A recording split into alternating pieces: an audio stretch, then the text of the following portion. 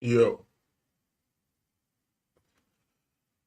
what's up? Welcome to Disagreeable. I'm Disagreeable. This is Disagreeable. All that shit. Um, don't really have a subject for this show. Like, you see the title. And I have to tell the truth. I've been feeling like pretty nihilistic lately. Like all this shit is really pointless, complete nonsense. And everybody's becoming more annoying to me. You know, everybody's becoming more annoying. People into religion, politics, isms, a whole bunch of pathetic, confused losers. And what really makes me know that this life and doing whatever the fuck the mainstream narrative is of whatever they're saying to do is wrong. You know why? Because in business, I've been shifted where I'm like been around multi millionaires, some billionaires in the room, and they're all pathetic. I just want to say, I want to get that out of the way right away. They are all pathetic, empty, soulless losers with, put it this way, there should be no reason a motherfucker got $50 million and I don't want to switch places with them. Like, I never switch places with you. You feel me? And that's why things that they play double agent with this shit, making you think like, all right, like, this doesn't matter. These are constructs that's been put together by Big Brother to divide us and all this shit. Like, I don't know. I think race matters, Doug. I think race matters a lot. You feel me? I'm gonna say what it is. And it might make you mad if you're a cracker and your fucking plans haven't worked to like to destroy y'all niggas mentally and shit like that. Like, it didn't work. I'm sorry, because it's crazy. It's crazy. They'll put this imagery out there of this cracker worshiping society or whatever. But all my homies, everybody I know who's black, you know what I'm saying? You ask them the question, if you could be white right now, would you do it? Hell no, I wouldn't do that. I'm writing this black shit out. I'm gonna be fucking white. That shit's corny, dog. I mean, real. It's not because I have white homies. It's not like I hate them. It just is what it is. And I hope they would feel the same, but I don't think they would. But I hope they would feel the same. Like, nah, fuck that. I'm gonna stay white. Fuck that shit. That black shit looks hard. That black shit looks difficult. You feel me? I would hope. I would hope they would feel the same, but I don't think so. Because I was like, I don't know when I was thinking of this. Some bullshit in my mind, but who thinks of shit like this? Like, I was just chilling thinking, like, I was just chilling thinking, if you could be any celebrity or important person through time, anybody, if you could be this person or meet this person, or even meet them, you don't even have to be them. If you could meet this person, who would it be? And I don't want to meet no white people. I don't give a shit. I don't give a shit what you did through history, nigga. I don't want to meet. I don't want to meet J. Edgar Hoover, nigga. Fuck you. I want to meet James Brown, nigga.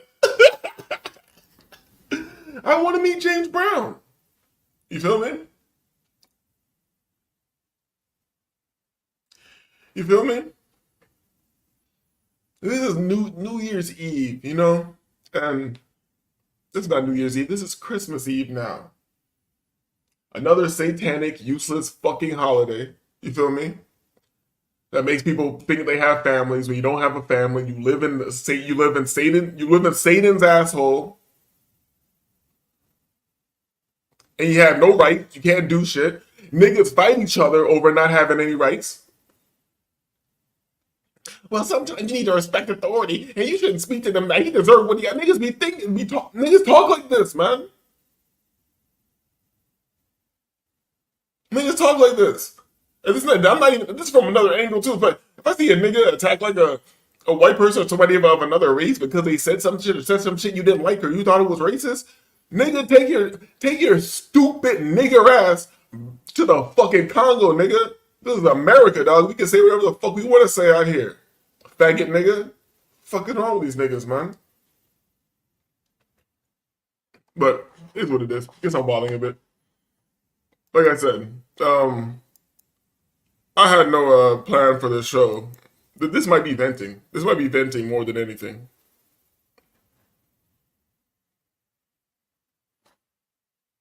Yeah, this might be venting.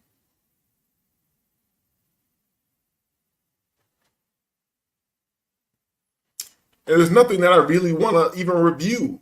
Even reviewing things is useless. It's fucking stupid. I'm supposed to pull up some horrors and she says something and I'm supposed to comment on what the stupid whore says? I don't care, dog. I don't care what the bitch said.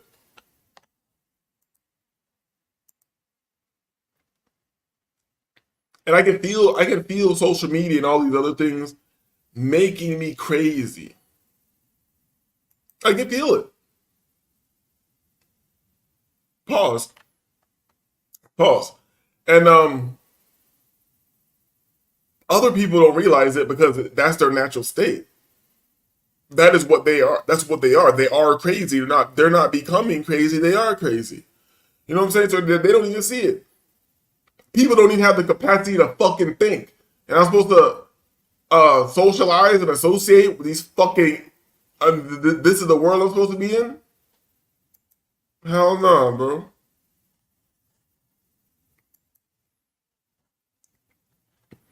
And it makes sense. So one night that I fall asleep early, everything pop off. BSL got a show. A-Dep on the battle rap side of things. He going in, look like Geechee Gotti didn't show up because he took the money. Probably did take the money because you know what? Since we're talking about whatever I want to talk about, that's why battle rap is ass too. Niggas say running off with bags, motherfuckers talking all this gangster shit on stage. I'm gonna do this, not gonna do that. That's why niggas are fake as hell. Because I'm not a tough nigga. I'm not a street nigga, none of that. I would have fucked one of these battle rap niggas up already. Easy. Easy. And here's the thing I don't understand about niggas who act so tough and all this gun talk and all this bullshit. Niggas be so afraid to fight. Like, that is like, do you know, I'm not saying you can't die in a fight, but you're most likely not going to die. You're most likely not even going to get fucked up that bad. You just scared of everything. You feel me? I remember anytime I talk to motherfuckers, I try to put the sentiment out there. It's like this tough guy shit. Like, nigga, if you have to have a physical confrontation with somebody, that shit, at least for me, you niggas do what you want. For me, I've read too much the Book of Five Rings and all that shit. If I decide to, for one, I don't want to fight anybody. I'm a grown ass man. I don't want to fight anybody. So when niggas think they're going to fight in the streets and we're going to run up on each other and just throw some hands or whatever, nah, I'm too old to take the L. I'm not taking the L. I don't care. I don't really care about winning or looking like I have hands. None of that shit. I'm probably just going to grab you, bear hug you, and just bite your face as many times as I can. Just bite your stupid fucking face as many times as I can. You know what I'm saying? It's not about winning. It's about making an impact. We're making memories, buddy. We're making memories. I'm not here to win. Feel me? Niggas don't. Dana White ain't coming out and putting a belcher on my waist after this nigga. Maybe I have to pull something up to calm the vibe or some shit like that. But I'm really so disgusted by everything. I don't even want to pull nothing up. To be real, disgusted by all this shit. Disgusted by everybody on the internet. Not in the internet. I'm just disgusted by people in general. Just pathetic. It's just pathetic being here on Earth, or whatever the fuck this is, or in it, or on it, or plugged in, or whatever the stupid. It's stupid. You feel me? Even shit that makes sense is stupid. Like, I was watching this nigga, channel's named Understanding Conspiracy, great content, and I even kind of like the guy's vibe. I even kind of like him. Pause. I even kind of like the guy's channel and like his vibe. But all theories are bullshit. It's like the Nephilim look like clowns. I don't doubt it. I don't believe it. But who are the Nephilim? What are the Nephilim? Who told this fucking story? You feel me? Who? God? The nigga where the angels rebelling and the kids getting fucked? That nigga? That's the nigga that's telling me this shit's bad? And the bitch nigga, and here's the thing about all niggas, like, You can't. This is why I hate on everybody, dog. You can't even have a discussion with motherfuckers. Because if it goes against their narrative, and you're not even attacking them, I'm just asking you a question. If it goes against their narrative, they're gonna make some weird, sneaky way to like answer and sneak out this question instead of just fucking discoursing, having a discourse. Then they can talk about Nephilim and fallen angels and shit. I'm like, all right, yeah. No, they look like this, doing this. Ancestor worship, actually worshiping the Nephilim. I'm all right, sure, yeah, what, you know, you know what, yeah, everything that's not white is bad. I get it, whatever. But his research is dope, so I can't even like go again. I'm not even going against it. I'm just like, all right, so they rebelled, and then the angels rebelled. All right, so and then the Nephilim. So that's a symptom. That's a symptom. The cause is the rebellion of the angels and all that shit, right? That's the cause, the rebellion of the angels and all that shit, right? So I'm like, and you know, he makes this point like, oh God, he gets an English accent and shit. He's like, oh God created the angels, so they had specific jobs in creation, and they left those jobs and they thrown things into chaos. I'm all right, nigga. How the fuck does an angel? This is the story that we all been told. Rebel, say he didn't want to turn up, he wanted his own bitches, whatever the fuck he was going on. This is a story we've all been told. Humans are special creations because we have free will and God favored us. That's what it says in the bullshit book, right? That's what it says. Angels are created in creation. You feel me? They don't got free will. How are they rebelling? So anytime I have a religious conversation with people and we take it all the way back there, I always ask the same question. All right, that happened. They rebelled. Angels don't got free will. God didn't create them with free will. So how the fuck are they rebelling? How are they rebelling? Nobody ever has an answer, you know? Yeah, I don't even give a fuck. Fuck the angels and God and all them niggas. Faggot ass shit. If that's the nigga, he said fuck God. So bad. What are you gonna do? You gonna do something worse to me, nigga? You gonna do something worse to my family? It's gonna get worse? Faggot nigga, faggot reality. I ain't worried about fucking God. What the fuck is wrong with you? This reality is so faggy that my neighbor could probably hear me saying fag through the walls and call the cops on me right now. You feel me? Because he a faggot. I don't know if he's a faggot. He could be. I think it's cool. I'm talking crazy in my house right now. But I'm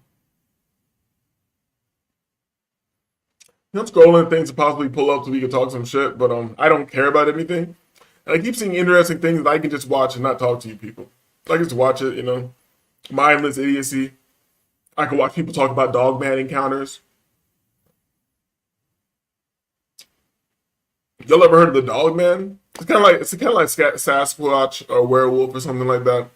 But there's like they're like, yo, is this a genetic thing? And then they got whole channels where they can tell. All they do is tell dog man stories.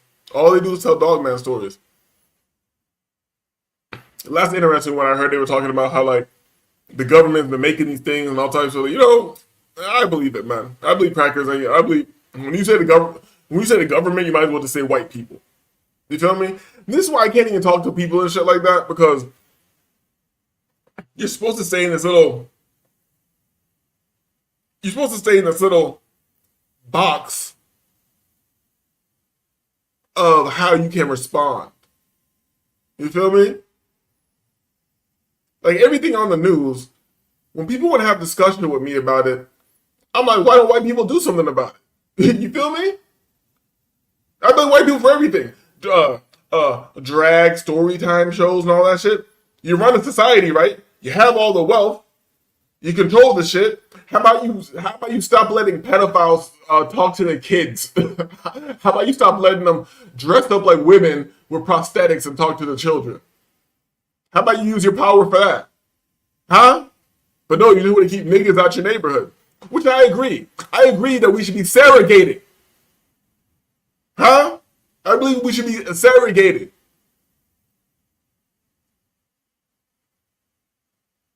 Be away from you crackers.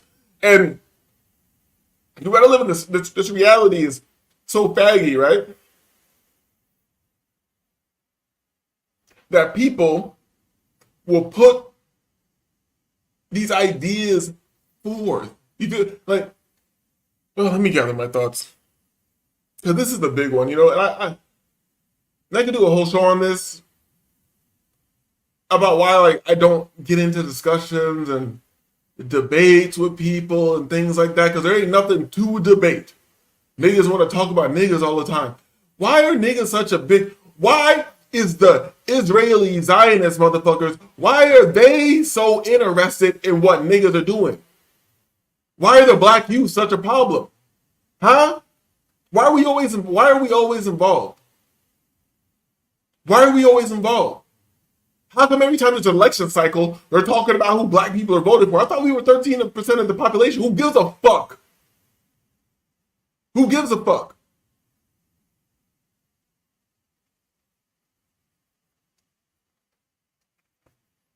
Well,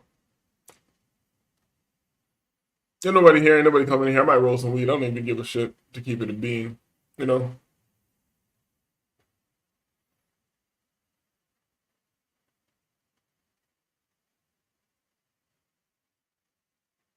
Hmm.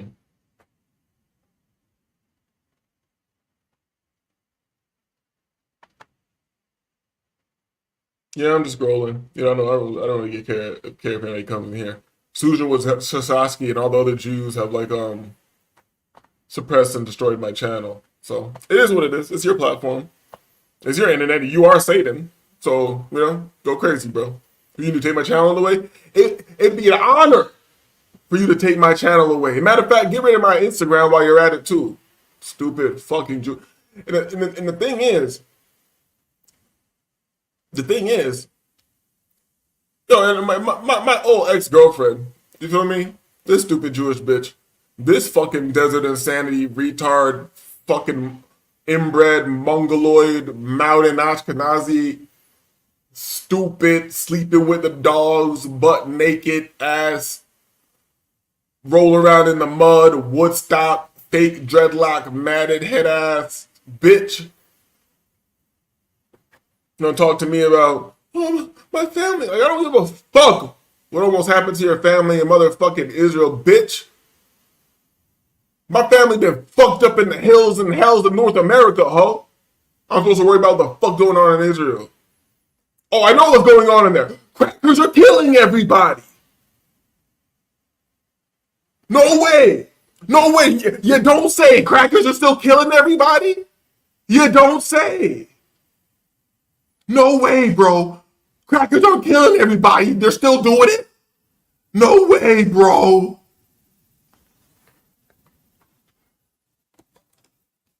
Wait, they're taking these people's land and won't let them have chocolate or diapers or anything? No way, bro. And these same motherfuckers control all the media and all the negative imagery of niggas going around the world? They control all the imagery of niggas going around the world and how I'm perceived internationally? The same group of people? No way, bro. And I don't care. They should do that. I root for them. The motherfucking the Jews should fight it. That nigga should fight as hard as he can. This medical nightmare of a person should fight as hard as they can. They got dealt a dirty hand and they should work with Satan. Fuck it. We're all in this bullshit. I'm gonna be real. Fuck it. You rock with him, dog. Rock with him. You should rock with Satan because you obviously not in God's favor if there is a God. Now I'm not pretty sure I don't think I'm in his favor either from the way that shit has been working out for forever.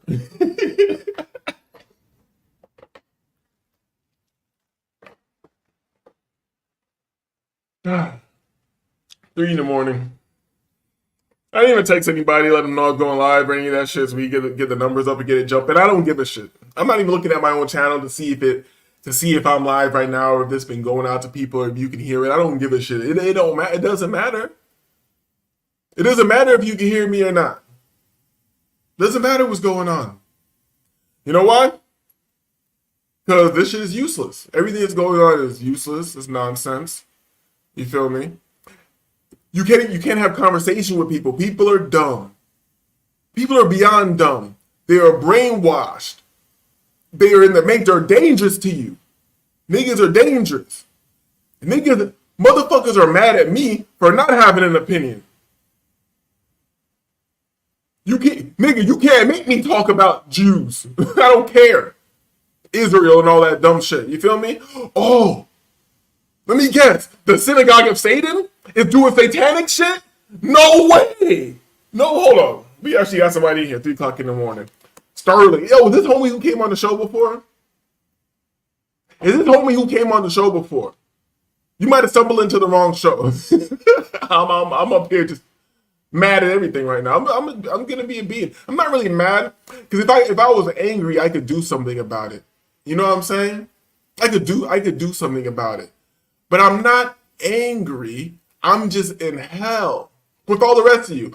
And I hope some of you other people have coping mechanisms that make you think that you're getting by, your life is worth it, or you have some stupid, retarded piece of shit, fucking loser kid that you're not even raising. Society is raising him. So I hope that little piece of shit gives you some peace of mind. Like, oh, look at me, I fulfilled my biological imperative. Look at my little son. Look at my family. Look at your family. Look at him. Look at your family. Look at the people who you have just enough money. You have just enough money to work all day, come home tired, aggravated. Look at your stupid ass kids who aren't like you because they're being raised by school and society. So you have just enough energy to do that shit. But you're like, fuck it. I'm fighting through. I'm doing this. And I'm moving my family forward for my legacy, for my kids. You're not doing nothing. You're keeping your kids alive and well fed for pedophiles. That's what you're doing. Because you're not changing society. You're not changing society. That's what's going on in society. So go ahead, raise them well, feed them well, give them all your energy, and when they're grown, they're going to enter the drag show. They're going to enter the drag show. You feel me? And I didn't expect anybody to come to this show. We got somebody chilling. I'm not going to have you just chilling here, nigga, like I got a real show going. No, let me. I'm dropping the link. But, if you come up here, it is what it is. This shit might get depressing, dog. It might get depressing. Because I'm not depressed. I'm just surrounded by idiots. And I don't know what to do. Terrified people. It's okay to be afraid. It's okay to be afraid. But why does being afraid equal you being as stupid as fucking possible? Why does being afraid equal you being as... You know what? I kind of know the answer, man. I kind of know the answer. And I'm just freestyling right now. Like, this stupid ass bitch in my building. Like, I fucked this bitch in my building, right? And she's way above my age limit. This bitch was 34. And I should put up a picture now because she's fucking hot. She's hot as fuck. I didn't think she was 34. I don't know how she's doing it. Maybe it's the genes or whatever. So I fucked this bitch. And she kind of crazy. You know what's kind of crazy too? We're not going to go all the way down the esoteric road. We're not gonna go all the way down the esoteric road. But this bitch got my same birthday. Me and this bitch got the same birthday. Then I end up smashing the bitch. And I just want to say cool. And that's the thing. You can't just say cool with people. Everybody has a plan. Like when I met the bitch, I didn't look at her and think, oh, I'm gonna figure out a way to fuck her. You feel me? That's not what I did. I didn't look at her like, I'm gonna figure out a way to fuck this girl. No, we talk, vibe, whatever. Like she's an attractive woman. I would like to, but I wasn't thinking how I'm going to. You feel me? I feel like when everybody meets me, they have a direct plan. And if the plan doesn't go as planned, they're mad as shit at me. They're mad as shit at me. Like, what the fuck? See, everybody slow down. Ain't nobody in here anymore. Good. I don't see how you found the channel in the first place to even be in here for 2 seconds. I don't know how you found it. I'm buried by Susan Wachowski or whatever that bitch's name is, or the new hoe that took over. buried in the algorithm. Can't say shit like this. I bet if I was trying to explain shit to drunk women over and over again, I bet they moved me up on the algorithm then.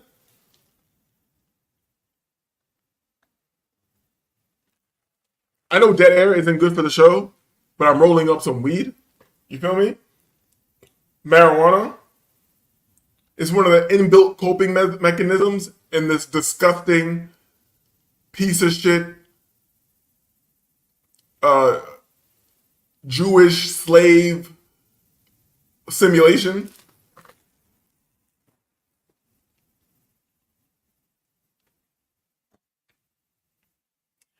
And I'm venting. Feel me? I'm my bad for anybody who comes across this because I have a squarish job. You feel me? Is that a job? If you own it and shit, I guess it's a business or career. I have a squarish business or career. So I guess I'm just letting some steam off right now. Because the more I'm in the square world, I'm realizing I hate everybody. You feel me? And there's no consequences in the square world. Unless I'm rich enough to sue the shit out of you. That's why I miss the streets. I miss the streets. The streets were very straightforward. The streets were very straightforward. You do this, you might get away with it, but there might be consequences. You feel me? Let me start up here. You feel me? Let's start up here. What it do, bro? How we doing? Good morning, good evening, good night, Merry Christmas. Damn, there's a lot of shit going on. It's a good time to be alive, my guy. How we doing? I really didn't listen very much. What's the subject matter? We talking about? Don't let me throw you off. I'm not really talking about anything. I've been as you see, the title of the show is Late Night Nihilism. You feel me? I try not to be too nihilistic, but and shout out to all the dumb motherfuckers out there like me from the South. And let's break it down for them. Not me, of course, because I know exactly what you mean. I'm not talking about for my benefit, but like nihilistic. Go ahead, tell them what you mean by that. So you personally, you understand what nihilism is? Oh yeah. Let me repeat myself. Not for me, not for me, but for the other dumbasses out there. Go ahead and explain yourself. Mm-hmm. No, I do, but like a lot of times I like to hear what. Sometimes I know the answer to my own questions, but this is. Go ahead. We're gonna go into the simple basic definition, and then we'll expound to what the current, how I might be currently using these words or whatever. So let's say nihilism. Now, the rejection of all religious and moral principles, in the belief that life is meaningless. So that is the dictionary textbook, but I'm not really. Go ahead. No. You were about to hit us, but that's not how you use it. So go ahead. Yeah, because I'm not rejecting all religious and moral principles, so I can't get with that. Like this was probably written and put online by somebody who was a part of the synagogue of Satan. So they're gonna write this shit. They're gonna write. What do you mean though? But I'm trying to get to that. I mean that I'm in this matrix, this samsara, this Maya, this holographic universe. Whatever it is, it doesn't make any sense. It's stupid. And it's getting stupid. And like, it's okay just to be here. Like, if we were just humans alive and we were running around the planet and like eating fruits and having families, I guess it'd still not make any sense, but it would kind of be able to make sense out of it. This shit is so convoluted that there's no sense to be made. And I might have a fucked up perspective. I might just be in America where everything is complete clown world. But it seems like the whole earth is clown world. But I try to keep an open mind and not judge it everywhere. But we talked before. I like going to Colombia and shit like that. It's a good time. Have some hot whores or whatever. But to be real, there's just as fucking stupid down there. You know what I'm saying? So there's no escape. And here's the thing. I wouldn't mind feeling like this if I was suicidal. If I was suicidal, I wouldn't mind feeling like this. Go on. Because I would just kill myself. You feel me? But I'm not suicidal. And here, this is a very hard conversation to have with people, and I don't have it. I'm just having this right now because it's the middle of the night. Fuck it, Christmas Eve. I But I don't appreciate have this conversation with people out of responsibility because I know most people are fucking dumb, and they would take my words and turn it into something in their mind where they think it's okay to self-terminate or some shit like that. Which I'm not saying is not okay. I'm just saying I wouldn't have this conversation with people because I think they take it in the wrong direction. I can be totally free flowing with this idea, meaning. And I had to stop talking to people about this because I talked to like close friends of mine about this. I'm like, yo, if it didn't feel wrong, I'd get the fuck up out of here because this shit is stupid. You feel me? if hold on, let me make sure I understand. If taking the easy way out, so to speak, didn't feel wrong to you, you would do it. Yes, 100%. Okay, go ahead. Keep going. I'm listening. But people, if you say that to somebody, they'll equate that to you as being like I don't. suicidal, or you're like entertaining that thought. I'm not. Well, You not, know people in general. people would maybe say that you advocate for it, which isn't at all what you said. You said if for me personally, if I blah blah blah. No, yeah, it's different. No, I think I understand. Keep going, but you on a good topic. Keep going. Go ahead. Yeah, because I in a world where everything is so fake, false, pseudo, contrived, and all that shit, I really stick to my feelings. You feel me? So Listening. that shit. It's kind of like why we're having an over conversation. Right? It's kind of like when I was in the streets, why I didn't become a killer. That's the same reason why I didn't become a killer Why because not? I saw it this way. It didn't feel right. Okay. Retribution feels great. Right. But I mean just going crazy didn't No. feel right. And I knew myself. I knew as soon as I did that one time, I just do it all over and over again because there's no difference to me. You understand what I'm saying? So I never go ahead. go ahead. Well, let me push back. Let me be devil's advocate. Yes, But sir. because I don't want to put words in your mouth, but what it almost sounds like is you trust your gut, you trust your feelings, and what you feel, you act on it, and you back it up 100% because it must be right because you felt it. My question to you is: have you ever felt something? Yeah. And later regretted it, or later realized that you were wrong, or later realized that maybe you acted out of haste or emotion or some sort of feminine trait, perhaps some people call it. hmm Has your feelings, as you put it, ever led you astray? Is my question. I'm right there with you. And let me answer it like this.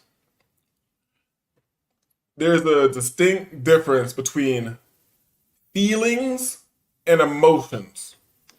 Huh. And I think emotions I think those things can get mixed up together because intuition and emotion are not the same thing. You understand what I'm saying? Interesting. Go on. So, has there been things that I might have wanted to do in moments of rage that I know those aren't smart things, and you might have thought you felt like doing things, but that wasn't your true feeling. A true feeling is intuition. You know what I'm saying? It's like there's nothing pushing me here right now. I'm not thinking this because I'm sad. I'm not thinking this because I'm happy. I am neutral right now, and I'm just thinking about things. Like just like the concept I brought up to you earlier about the self deleting or whatever. That is not even a sad thing. I'm not sad about that. I'm just looking at the reality for what it is. You feel me? Because nobody's doing anything here. Everybody's just wasting their fucking time. You feel me? Well, let's dig into that then, because that's an interesting. To me, it's interesting. So why don't you? You said you felt that it's wrong, if I'm not mistaken, correct? Yeah, it's kind of it's When hard. you It's when you hard to make it's hard to make that a tangible concept because we're talking about something that is feeling or intuition. That's like saying what is feeling or what is intuition. You know what I'm saying? fair Like enough. I don't. Yeah, I would like to explain it further, but I really don't. I'm not. I have to think about it more. Like how No do problem. I? No problem. No problem. No problem. And I don't want to dig into the weeds too much, but like I guess my follow up question would be: Are is, is it your feelings, or is it that you? Well, maybe it is, but is your feelings based on logic?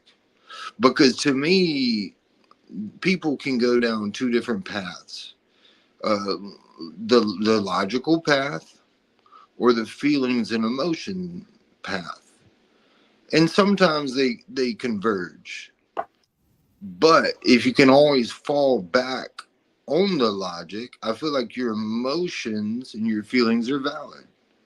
But Mm. if you're solely basing your position and your viewpoint and your worldview or whatever you want to call it, your opinion, based off of a feeling, I feel that you could be led astray because I've felt things before. Like, for example, one, and this might be a tangent, but I felt like my phone was ringing earlier, like vibrating, like, and I pulled it out and it wasn't. So what I thought, what I felt, what I believed led me astray. And but the only way I realized that was not another feeling. It was by me looking at my phone, opening it up just to be sure, clicking the little phone link, because there was no like little what do you call it, tag, like one missed call or whatever, But I clicked it nonetheless. No one had called me. It wasn't vibrating. I was wrong. But the Yeah, only but way, go ahead. you went from that point of a feeling that was wrong, and then you had further data points to collect to to confirm or deny that feeling. Exactly. I'm talking about reality in general. I feel like all the data points are false. Everything is nonsense. News is nonsense. Most of even what you've been told by your close family is fucking, they're lying to you. That's not how they acted. You know what I'm saying? It's not even the decisions they made. They're telling you a story where they think is best for you. So I'm saying we're swimming in nonsense. There's no real data points. So, and this is interesting to me, so forgive me if I have questions. Go in. You said specifically, you said my family has told me, and I don't want to misquote you because you talk fast and I've been drinking. I apologize. But you said my family themselves has fed me lies and nonsense. Everyone's, everybody's. And, Wait, and let me not say and some to different degrees than others. You go on. know, No, tell me.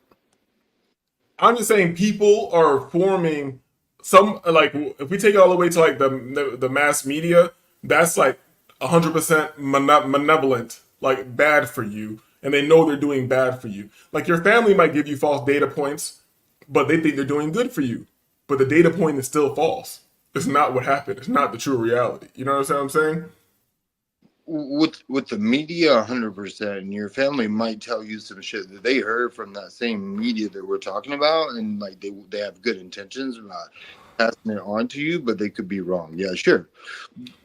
But This is not even against the family. Don't concentrate on the family. I'm talking about whole reality. They can't give you. They could. How do I say this? This is a. Cause you okay? Here's a good example. Cause you told me on our last show you like used to be like Patrice O'Neal a bit, right? I saw him live in in Jacksonville. Yeah. All right. So did you ever hear him break down like playing the game and the beast? It's like near the end of the show, he was talking about like how he fucked up by not playing the game and he's fucking stupid by not fucking sucking dick more, the metaphorical dick and all this shit. I, I don't quite remember, but go on. It sounds familiar. All right, so that's not. I thought you might have heard that. What I was just saying, like, put it this way. This might be going a little left with it, but I'm gonna go here. Go Let's on. say that we're in this thing, in this reality.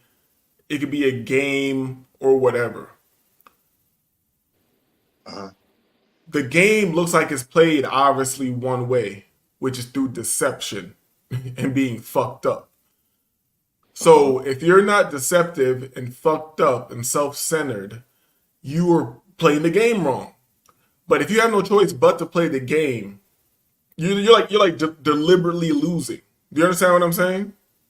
You're That's, deliberately losing in it. If no, I'm saying it's too complicated. Let me simplify this. If everybody's cheating and you're not cheating, oh yeah. you're not trying to win. Okay. Yeah. No, I follow you. So how do you remain righteous in a place that is not built on righteousness. Hmm. Hmm. Hmm. Hmm. Hmm. Hmm. I want to go. I want to go back to family. Let's go. Because and I hate to drill you down on this, but you say you and look, my parents lied to me. They meant well, but they passed exactly what you said. They passed on information they heard from unreliable sources who had bad intentions, and they bought it hook, line, and sinker, and they passed it to me. Is that a lie? Maybe not as by definition, because they didn't mean to deceive me. There was no intention to deceive. They believed it themselves. They thought they were doing well. I don't deny that your family will and can and has lied to you and deceived you and me. But I, again, don't want to put words in your mouth. But I've also had family members who have never lied to me and never deceived me and always, put me on the right track. But by asking questions, not making claims or, stating opinions, but pushing back on what I did and said, and the things I repeated that my lying ass parents told me. Do you see what I'm saying? Like there Yeah. can be good family, yeah, there can be those that don't lie, surely, right? No. But there's a bless. It's a blessing. Like people lie out of certain things. People lie out of shame. They lie out of fear. Um, excuse me. Let me ask you this: Did you did you have a very good mother? Man, my mom tried the best she could, and I really believe that 100%. She gave it everything, everything. She Oh, she gave it all she had, 100%. now, and if this is a sensitive subject, we can go away from this. I won't. Go I won't keep going. go You on, feel me? keep going. All right. We all like to say that. You understand what I'm saying? I say the same thing. Okay. But is it the truth? Is Yes, it the truth? yes, yes, man. And she Because fucked it. because like, I'll say, because I can say my mother did the best she could. She only had so much information, or this or that, Uh, or maybe it was cultural or something like that. Because uh, I remember going to other people's houses, and it was a different experience than being in my fucking house. You understand what I'm saying? sure. So I can give you the pass because I love you, and you're my mother, Uh, and all this shit. Let me bring it. Okay, let's not maybe take it down like personal. No, let's keep it personal, but let's not bring it into like the mother son dynamic. Let's bring it into this. Did your uh, mother give you any information on women? whew. Did my mother give me any information on women? Something that she had all the information on. Did she give you any information on it? Well, I think it's unfair to claim that my mom has all the information on anything, including women, even though she, of course, is one. Did she? No, I would say no. But at the same time, their philosophy was always to lead by example. Whether so I mean, like they didn't necessarily like like write it all out in a manuscript, and I mean, like drill it into our heads. They always tried to lead by example. And look, when I say my mom did the best she could, like I mean that's exactly what I mean, bro. Like she did. She worked day in and day out and never stopped and always thought acted in what she thought was our best interest and always was 100% focused and you know just yeah, she was present. You're more than Yeah, present. You know what I mean? I totally agree with you because I'm the country. I'm not like an ungrateful person. Like I look at my situation and I know that I compared to other people, I've had a fucking great situation. You understand what I'm saying? uh, But it's kind of sad that over that I'm speaking for myself, but I feel like a lot of people are doing the same thing. That we have to look at it like that. Like I have to compare my life to somebody's terrible life for my shit to be okay. You feel me? I have to compare my hell to somebody's seventh circle of hell. They're in the lake of fire. I'm not in the lake of fire. I'm in hell though. but then Well, the lake of fire, so I'm doing better. You know what I'm saying? Like, get the fuck out of here. no, I do understand it, but that's a separate subject as to like how we're doing and yada yada versus did your mom give 100%? Yeah, like or did you like and the like if she didn't, I would say she didn't because like well like for example, my dad didn't, and there's distinct differences. You know, they both fucked up, but at least my mom was working hard and trying. You know what I mean? Like and sure, yeah, I turned out just fine. And compared to, yeah, I hear what you're saying too. But like, you know, whether she fucked up and how much she fucked up versus how much she tried versus how I turned out to be, those are three very different, subjects. You know. You're a direct symptom of your upbringing. You know, I know that we've been taught to be like, oh, you're your own person now. Yeah, yo, no, you're a direct symptom of your upbringing and your environment. And if you escape that in the least bit, congratulations to you. You know what I'm saying? Like, this isn't. I know those aren't totally separate. Those are totally separate things, man. I can't say those are totally separate things. Now, those are all things that are like intrinsically linked. Like, you're Absolutely. Absolutely, they're linked, but separate at the same time. Because if you think that everyone needs to escape their parents, well, I think that dismisses those that are collected and well together and have kids who are just I don't know a symptom. Maybe I don't know. That's you raised a good question actually. Is it always the parents' fault? And maybe, I don't know. Maybe I'm reading too far into it, but hey, you know what? Never mind. I'm faded. Never You mind. know, but I'm not even saying it's always the parents' fault. I'm looking at the macro. I'm blaming the reality. My parents were in this reality too. They got fucked too. You know what I'm saying? Okay, now I'm They following. were in the, they were in this nonsense. You feel me? And this But nonsense will make you I don't know. It's almost you know what?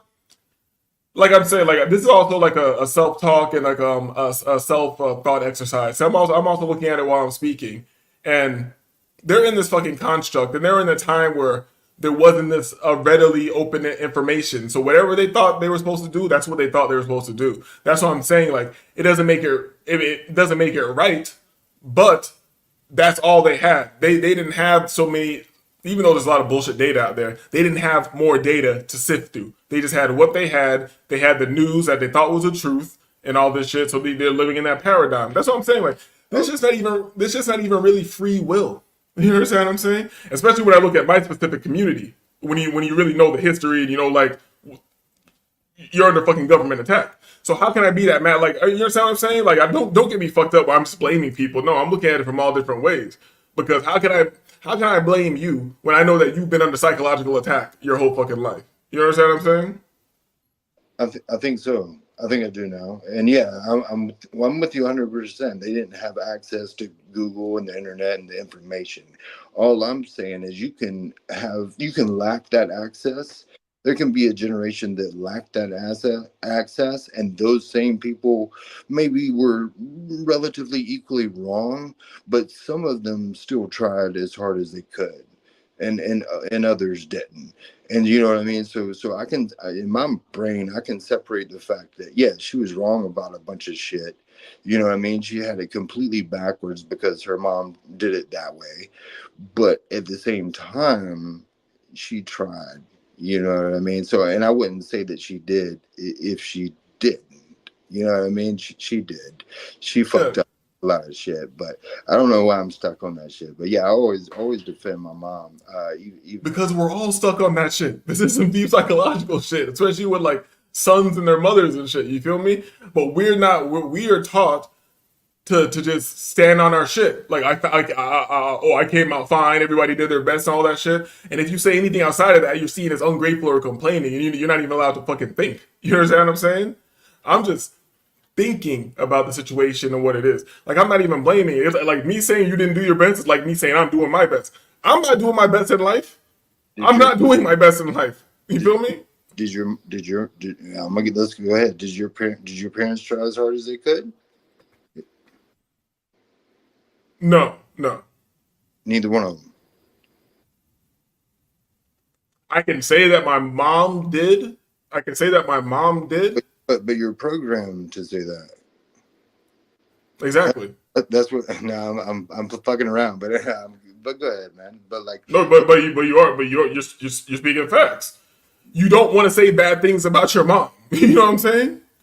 If no, you do ever say bad things about your mom, they're probably just in your head, in some weird like self-talk argument or some shit like that. You do really you? don't even want that shit to come out of your mouth. But Why? what? But is Why is but is that? it truth or is it programming? Why don't we want it to come out of our mouth? Why? It could be programming. Or it could be like it just doesn't feel right. Like I said, the same thing about killing yourself. Speaking against your mother, even though how fucked up she is, it doesn't feel right. You know what I'm saying? Maybe, and that's where we get into the weird implications. Like I'm not religious, but I like to bring things back to the Bible because it's weird how shit like parallels to it when it says honor your mother and father. No matter it doesn't All really right, say it doesn't really say if they're perfect. You know what I'm saying? sure. No, you're right. You're right. But all right, let's shift to just a moment, and I apologize because I find this subject very interesting. So sometimes I dig into things that I find interesting. But like, so are you saying that your father didn't try as hard as he did, and are you saying that it's easier for us as men to criticize our fathers for not? Are we biased against our own fathers? And why? Yeah, where's yeah? Speak on all Uh, that. yes, I agree. Yeah, well, I agree with what you're saying 100%. But what I'll get into my personal situation. I don't give a fuck. When it comes to my personal situation, I can say that my mom tried because you can see that your mom actually, same thing you said about your mom. You can see effort being put forth. You understand what I'm saying? Exactly. You can see that. But my Yeah, dad, I know this motherfucker was on drugs and shit. You know what I'm saying? So what is yeah, he obviously didn't try. I don't even think that's mind control for me to say he didn't try his best. He was on fucking drugs. So if I had a mother who was a drug addict, and I was still saying like, or I mean like a non-functioning. If I had a mother who was like a non-functioning drug addict, and I was like, still saying, oh yeah, she's the best. She did her. That'd be more mind control to me. You know what I'm saying? then you're tripping. Yeah, yeah, yeah, yeah, yeah. So, But all so I'm yeah, saying, yeah, but yeah. all Go I'm ahead. Go ahead. they all I'm saying is I can at one on one hand realize my mom fucked up and she was wrong about a bunch of shit, but on the other hand I can say that she tried as hard as she could, and it's not me just defending her fucking simping, or I don't, it doesn't mean, I don't know that it means anything like psychologically or about our society or whatever. But like you said, the proof is in the pudding, and you can see effort. Even if your parents put in all the effort and they were wrong about some things, I feel like you would turn out, you and I and we and they and everyone would turn out better if at least they just tried. No, but you got to get.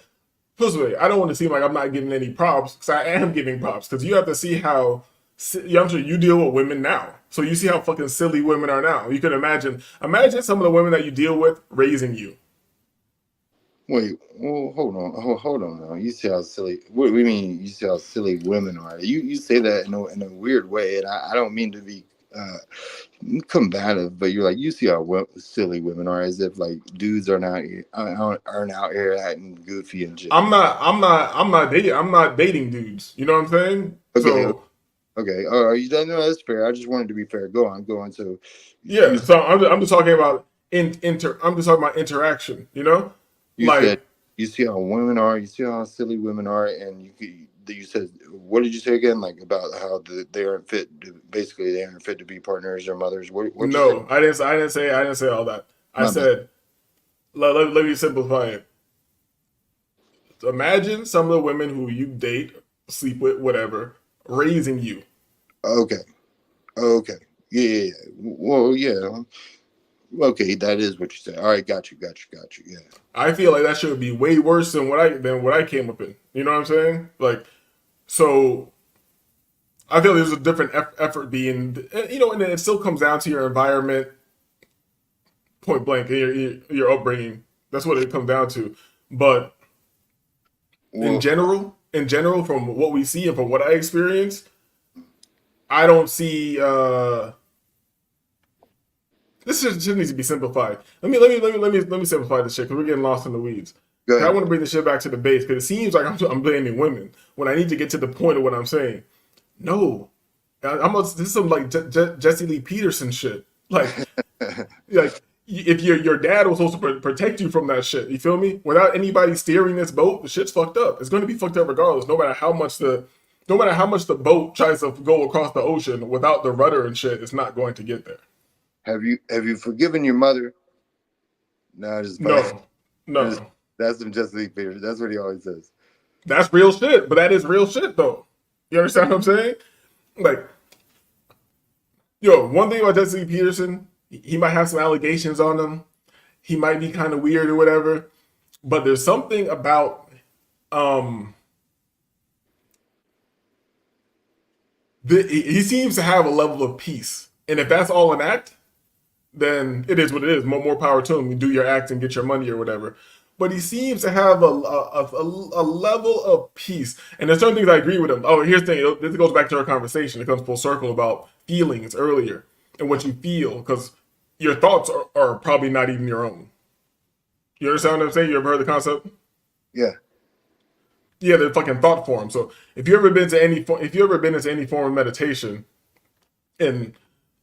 and certain schools of meditation, which is like the dumbass shit they put in the masses, like you're supposed to clear your mind or something like that. Like that's not what's going on. You're just supposed to stay in one spot and observe. You feel me? So you observe, and when you try to meditate for the first time, or you'll realize that these things that you think are your thoughts, they just come and go. So Huh. um, So, like self talk, like people have self talk. Like you'll be having a conversation with somebody or giving responses to a situation that never happened with a person that you know within your mind. You Everybody has these self talks. You can ask this question like, "Why do you here? What do you want?" And this thing will just go away from you. So it begs the question: what are these things? Are they you? Are your thoughts you? Are your feelings you? Are you being manipulated just through? Is it just waves of things coming through, or is it connected to the land? Is it connected to the time of day? You feel me? Now we get deep into like the metaphysical weeds.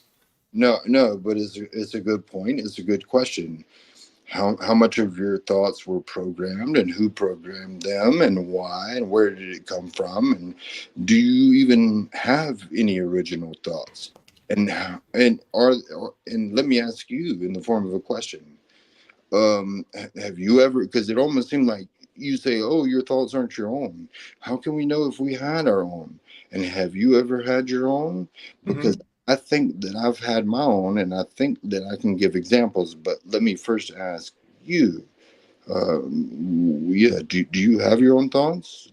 Give me an example. And how do you, were they original? And how did you know they were really yours? Or did you hear them from? Have you ever had an original thought? Is my question.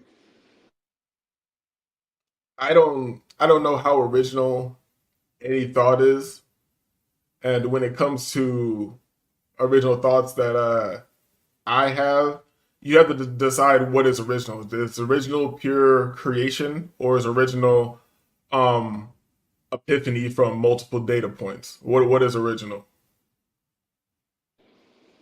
Yes, that's my question to you. What is it? To me, if you're asking me,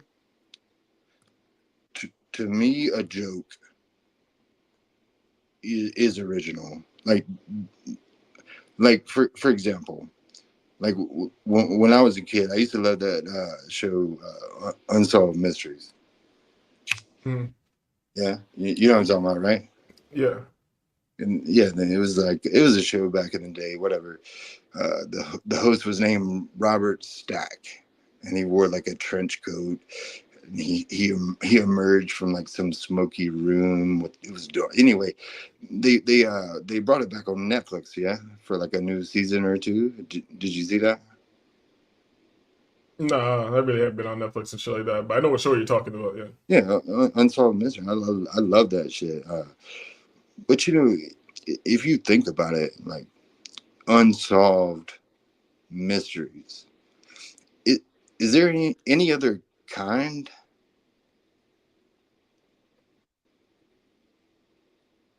Yeah. Yeah, a former mystery. of, Like, of mystery because I mean, like I mean, what's a mystery solved is no longer a mystery. Yeah, it's a like a double negative. I mean, I don't know what it becomes. I don't know. No, that's a mystery. And let me But before I forget, but like, but it's not a mystery. Yeah, yeah. yeah, But you made the point earlier about the joke being an original idea, sure.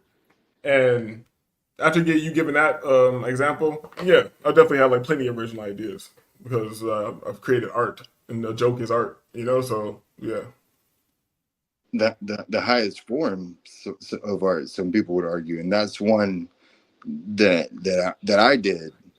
I wrote that, and I dropped that joke on stage, and it did really well, and no one had ever said it that I ever heard. Like it was an original thought. So I would just I don't know. It's just like I've been drinking, but I just no, no, you're 100% right. That was a great example. You're 100% right because I'm thinking I've said a lot of things people have never said, like in writing. I've made a lot of beats that have never existed with no sampling, none of that shit. So yeah, I had a lot of original thoughts, original ideas, So uh, other than the beats that you came up with, like give me an example of an original thing. You said original things. You had original thoughts. Give me an example. well, like I think like a rap bar could be an example, like to convey an idea in a different way, like a triple entendre. Do you understand like prose or like it's rapping, but the deeper levels of like language. You know what I'm saying? Like a triple entendre. I've heard of it, but I'm not sure exactly what it means. Do you listen to rap coming up? I like that one they call Kodak. What you say? I said I like that one they call Kodak. So you only listen to the modern rap. You never listened to rap back in the days. Yeah, I listen to rap back in the days for sure, for sure. Where I'm from, that's all they listen to. But like, yeah, absolutely. Yeah, I grew up on that Tupac and Biggie and Eminem and Lil Wayne and the fucking yeah, Juvie and the Hot Boys and yeah, Gucci and yeah, all that All right, shit. so even Wayne has some simple double entendres. You know what I'm saying? So those are original ideas, like different layers of language that you can use to expose different ideas. Like let me try. Okay, so original. Let me think of something that I can convey to you.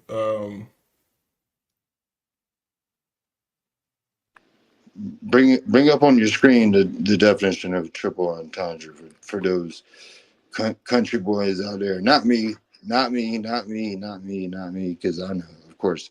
But yeah, the audience out there. Double entendre versus triple entendre. What is an entendre? Yeah, yeah. I'm trying to think of a because there's tons of original ones, but I'm trying to think of something layered.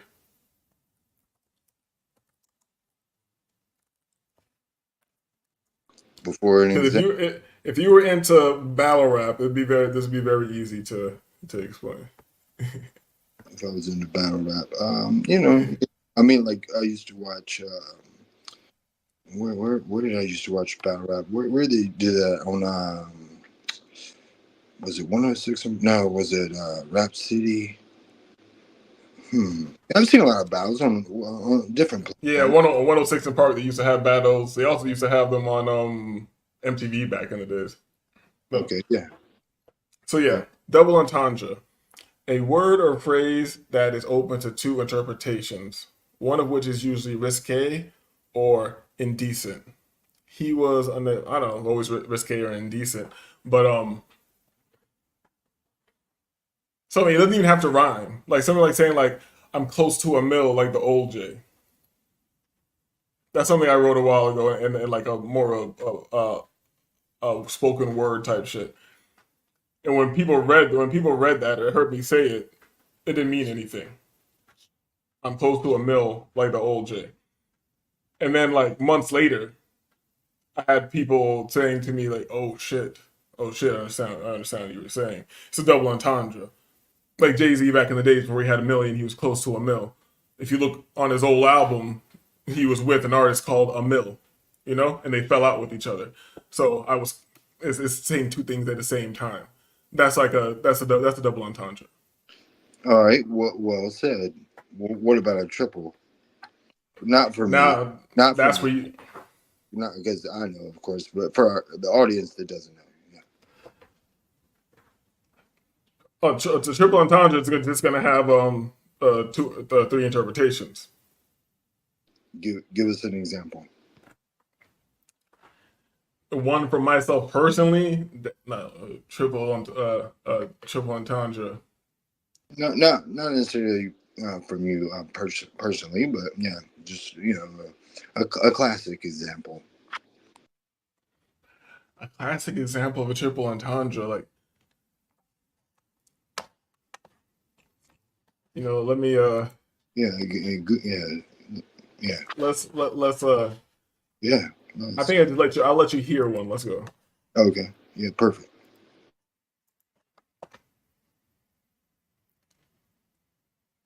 I'm pretty sure.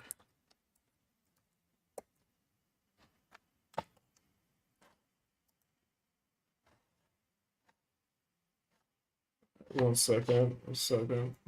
No, you good. This is good. This is good. Because like this is helpful for me. These are the type of like words I've always heard people say, and I'm like, well, do I really know what that means? What? He came to rap. DaylightOfficial.com. Yeah, let's do it. 100,000 units sold. Solo went gold by my dolo. Okay. I'm the ghostwriter's ghostwriter, nigga. Shit. Know that. Lately it's been a rap for my people, a gyro actually. What goes around to come around, the spiral factory. The globe used to be black. All right, let's stop right there. Lately, it's been a rap for my people, a gyro actually. He's saying, so how many layers of words he's saying just in that first bar? Lately, it's been a rap for my people, a gyro actually. What he sends X to is what goes around, what comes around, the spiral factory. So he's referring to a sandwich. He's referring to a people being fucked up. He's referring to a gyroscope. He's referring to mad shit in that one beginning bar. Let me pull that back again. Okay.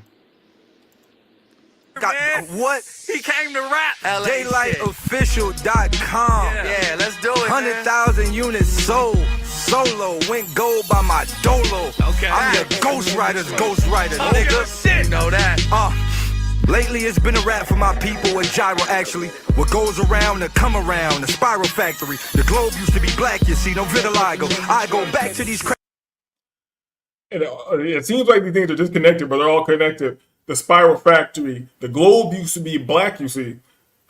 Well, that's his interpretation. But the spiral factory is the earth. So he's saying that this is like some matrix regeneration shit. He's saying this is only like 2 seconds into his bars. You feel me? So this is like one of the artists who are on triple entendres, quadruple entendres. Like, see, he's trying to catch on the good. He's trying to catch on the good one. Okay. Wait, my bad. Go No, ahead. I was saying, all right. I'm getting closer to understanding. Keep going. came from Cairo, practically set up straight. They landed on the land, the man set up rape. Think dinner on a skyscraper. Wait for the update, they eat us wrong. Man-made heart, offer us FEMA, gone up the fear. Adrenaline boo, juice your adrenochrome harvest. They got us in a jar, right job is this precision. Fight this machine, man, we need a vision. Our niggas is sick, killing us quick. Wrong earth circumferences, I jump in this, go nuts with the shell. Hell, this homunculus, this test is for you. It's like just too much. It's like even too much. I don't even know what even to point out right there because so much layers on what's being said. And if you're kind of on a conspiracy shit, you kind of understand what he's saying too. But yeah, I don't want to start to just being like a fucking rap review show. But double entendre, triple entendre, yeah, I think those are very unique ideas. That's going layered into language. Once you're going layers into language. Yeah, that's when you can get really creative with language. You can go layers into language, and you can use different But, languages, and then there's but slang, which are languages within languages, dialects. So yeah, it's a but lot of like, shit. but you know, slangs, dialects, double entendres, triple entendres. Just because someone speaks in those and is fluent in those doesn't mean that it's an original idea. So going back to the question of how do you know that you had an original idea or you had an original thought or bar or whatever joke or whatever, how do you know? Well, if you're going to say because it was a double entendre, well, sorry, but that doesn't cut the mustard for me because we hear all, like you said, all sorts of them in hip hop and rap. So because it's a double or a triple or, well, but wait a second, what if no one had ever done a quadruple entendre? Then you could prove, you could make the case that it was an original idea. Um, I don't know. I'm No, just not the idea of an entendre, but what you did within that is what's sure. original. Sure. So, in other Yeah. words, what you're saying, yeah, you could have a double entendre that's completely original, and just because other people have different double entendres doesn't mean that yours wasn't original. I'm Yeah, saying it's more. I'm saying it's more likely to be original because if I'm just saying one layer of language, there's uh, probably somebody out there who's probably said those exact words, in that exact way. But if I'm saying two layers of language, there might be somebody who said that, but it's less likely. If I'm saying three layers of language, it gets it's getting less likely. You understand what I'm saying? maybe, but what if I really wanted to be an asshole and devil's advocate, and I said, snake, grass, witch, October, Jubilee? There's Mm-hmm. a good chance that that was that first layer that you it means absolutely nothing, but perhaps no one's ever said that in that sequence. So Perhaps. perhaps, so just because you escape to some figurative language or you know some literary technique doesn't necessarily prove that.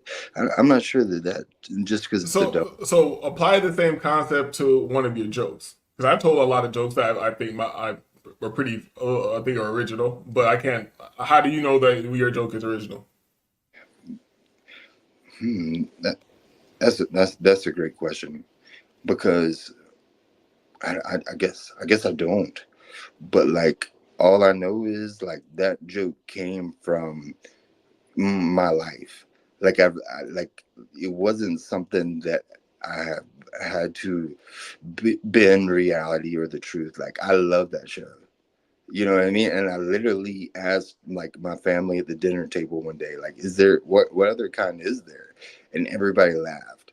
And I was like, oh shit, I got something here. You know what I mean? And no one planted that seed in my brain. I remember just coming up with it, you know what I mean? So it's like for me, I don't know. I'm convinced that that was an original idea, joke, whether it was funny or not doesn't matter, but like to me, I know it. So but like could I prove it? I guess maybe not. But that's also coming from the assumption that you're like living a unique life. You know. Maybe maybe you're right. Maybe I should open my mind to the fact that um, you know what? It's hard for me to even say the words. That's my joke, motherfucker. No, I wrote that shit. Like that's mine, dude. Like, Mhm. and like, there's so many other like more talented comedians who've made original jokes, and when you hear it, you know it. You just know it, and you've never heard it before. And nah, I don't know. I No, knew just right like there to me, it's that just like originality comes from a place of righteousness. Like it's like Patrice O'Neal is my favorite comedian of all time. you said who? Um, Patrice O'Neal, Sure, yeah, okay. and he always like spoke on righteousness and his jokes like not always trying to be funny. He wanted to be like righteous in these conversations along with being entertaining. You know what I'm saying? So if you're being righteous, you're being true to yourself, then you are being original. Even if your experience has been done before, somebody says something similar, it's still original because it's still how do I say it? It's a part of you, so it can't be something unless you say you're not original. You know what I'm saying? But as long as it's a part of you, it is original. It's your own interpretation or your own spin on it, sure. But like, man, you know what? Like when we hear a joke for the first time, regardless of who said it, we realize that that joke we've never heard it before. And when someone has one of those jokes and you tell people and they all realize I've never heard that before, in other words, it's up to the audience, I suppose, to realize to decide if it's an original idea or thought or joke. Sure, and it's based off that person's experience, which is shared. But like, I don't know. I would push back on the idea that there are no original thoughts, or I don't, because even like I said, you could come up with a jumbled up sentence like, 99 cents, alligator, crocodile, barefoot, Florida, shotgun. You know what I mean? Like in that's I mean, no one's ever said that craziness before. Yes, yes, they have. You only said that because you're from Florida and you shot a bear, you took his foot, you had a shotgun. You feel me? There's a lot of people done that before. Facts, facts. Fair enough. You Fair feel me? enough. Let's And move that's on. why when you bring up earlier about unique experience, I'm like, yeah, even though I've lived a strange life, I can say a lot of things of my experience are of the black, so-called black experience. Like you can, from where you are from and your ethnic background, can you say you've had the experience of those people in some way? Yes. So it is what it is. We're just living like these little cycles of communities or whatever. You know what I'm saying? It's just like how much of you is you and how much of you is your environment, your upbringing. No, no. I appreciate that question and that thought and that subject. Yeah, that's a good conversation. I appreciate that. Um, what I would say is that, to shift it slightly, is that I feel like only we can come up with those original ideas and thoughts and songs and hooks and bars and whatever, spoken words, whatever. AI, on the other hand, I don't feel like will ever compare to that human imagination. And AI can put together, don't get me wrong, some original shit if you define it in the sense of things that have never been said before in that particular order or whatever. But that doesn't make it special. Just as my garbled up sentences of bullshit aren't special, even though perhaps no one's ever said it in that order before. And perhaps there wasn't even a double entendre, let alone a triple. I don't even know Well, what that is. well, when you bring up like things like AI and things like that, it's interesting, and it brings it further into humans themselves. Like I had a friend back in the day, we were having a conversation about originality. We were also talking about originality and biters or people who take ideas and things like that. And he was letting me, he was, and I was like, yo, I was talking to him, but I was talking to him about how that always pisses me off, especially when somebody I respect is a creative, and then they'll start like kind of biting your style, your ideas or whatever. And he broke it down like he's like, I'm never mad, like I don't care, like that's he said that's their position in life. Like I'm a generator. I generate ideas, creativity, imagination at exponential rate. They can't do that. All they can do is take my extras and remix or do whatever. That's their place in life. I'm here to keep making new shit. And I was like, all right. I was like, that didn't make sense to me. It's kind of like somebody who can be fooled by AI very easily. That shows me like the level of like human or creative that you are on. You can't, your eyes aren't even open. You know what I'm saying? Like you can easily. Absolutely, but the person who told you that and impacted you, that person also agrees that some people have original thoughts and ideas and bars and words and good ideas. That person is also saying, I'm sure that other people will just regurgitate what I say and put a remix on it and have a feature and whatever. But the person that you just described is a person who appreciates original thoughts. And so that to me further, just confirms that there are such things, and that when you hear it, you know at least that you've never heard it before. That doesn't mean that that person came up with it, sure, but there are such things as original ideas for sure. I think we were speaking on like two different levels, or at least I was. Like there's like the idea of like we didn't go this far, but it was like getting on the edge of the idea of what is original. Is there a multiverse? Is there like endless versions of what's going on? You know, is everything that can happen already happening? You understand what I'm saying? Where you just said alligator, shoe, shotgun, bear claw. Somebody in another universe said like shoe, alligator, bear claw, pistol. You know what I'm saying? Like Mm-hmm. and that keeps going on exponentially through time or whatever. Mm-hmm. These ideas, all these ideas can like keep being linked into each other, but we bring it down to like just here, back on Earth, where we are. Yeah, I believe it like originality because it springs from you, you know, and even like I'm not even totally solidified in all my ideas. Like while I'm speaking, I'm thinking, and I'm like I've always been this person. People tell me from a child I've been this person. You know what I'm saying?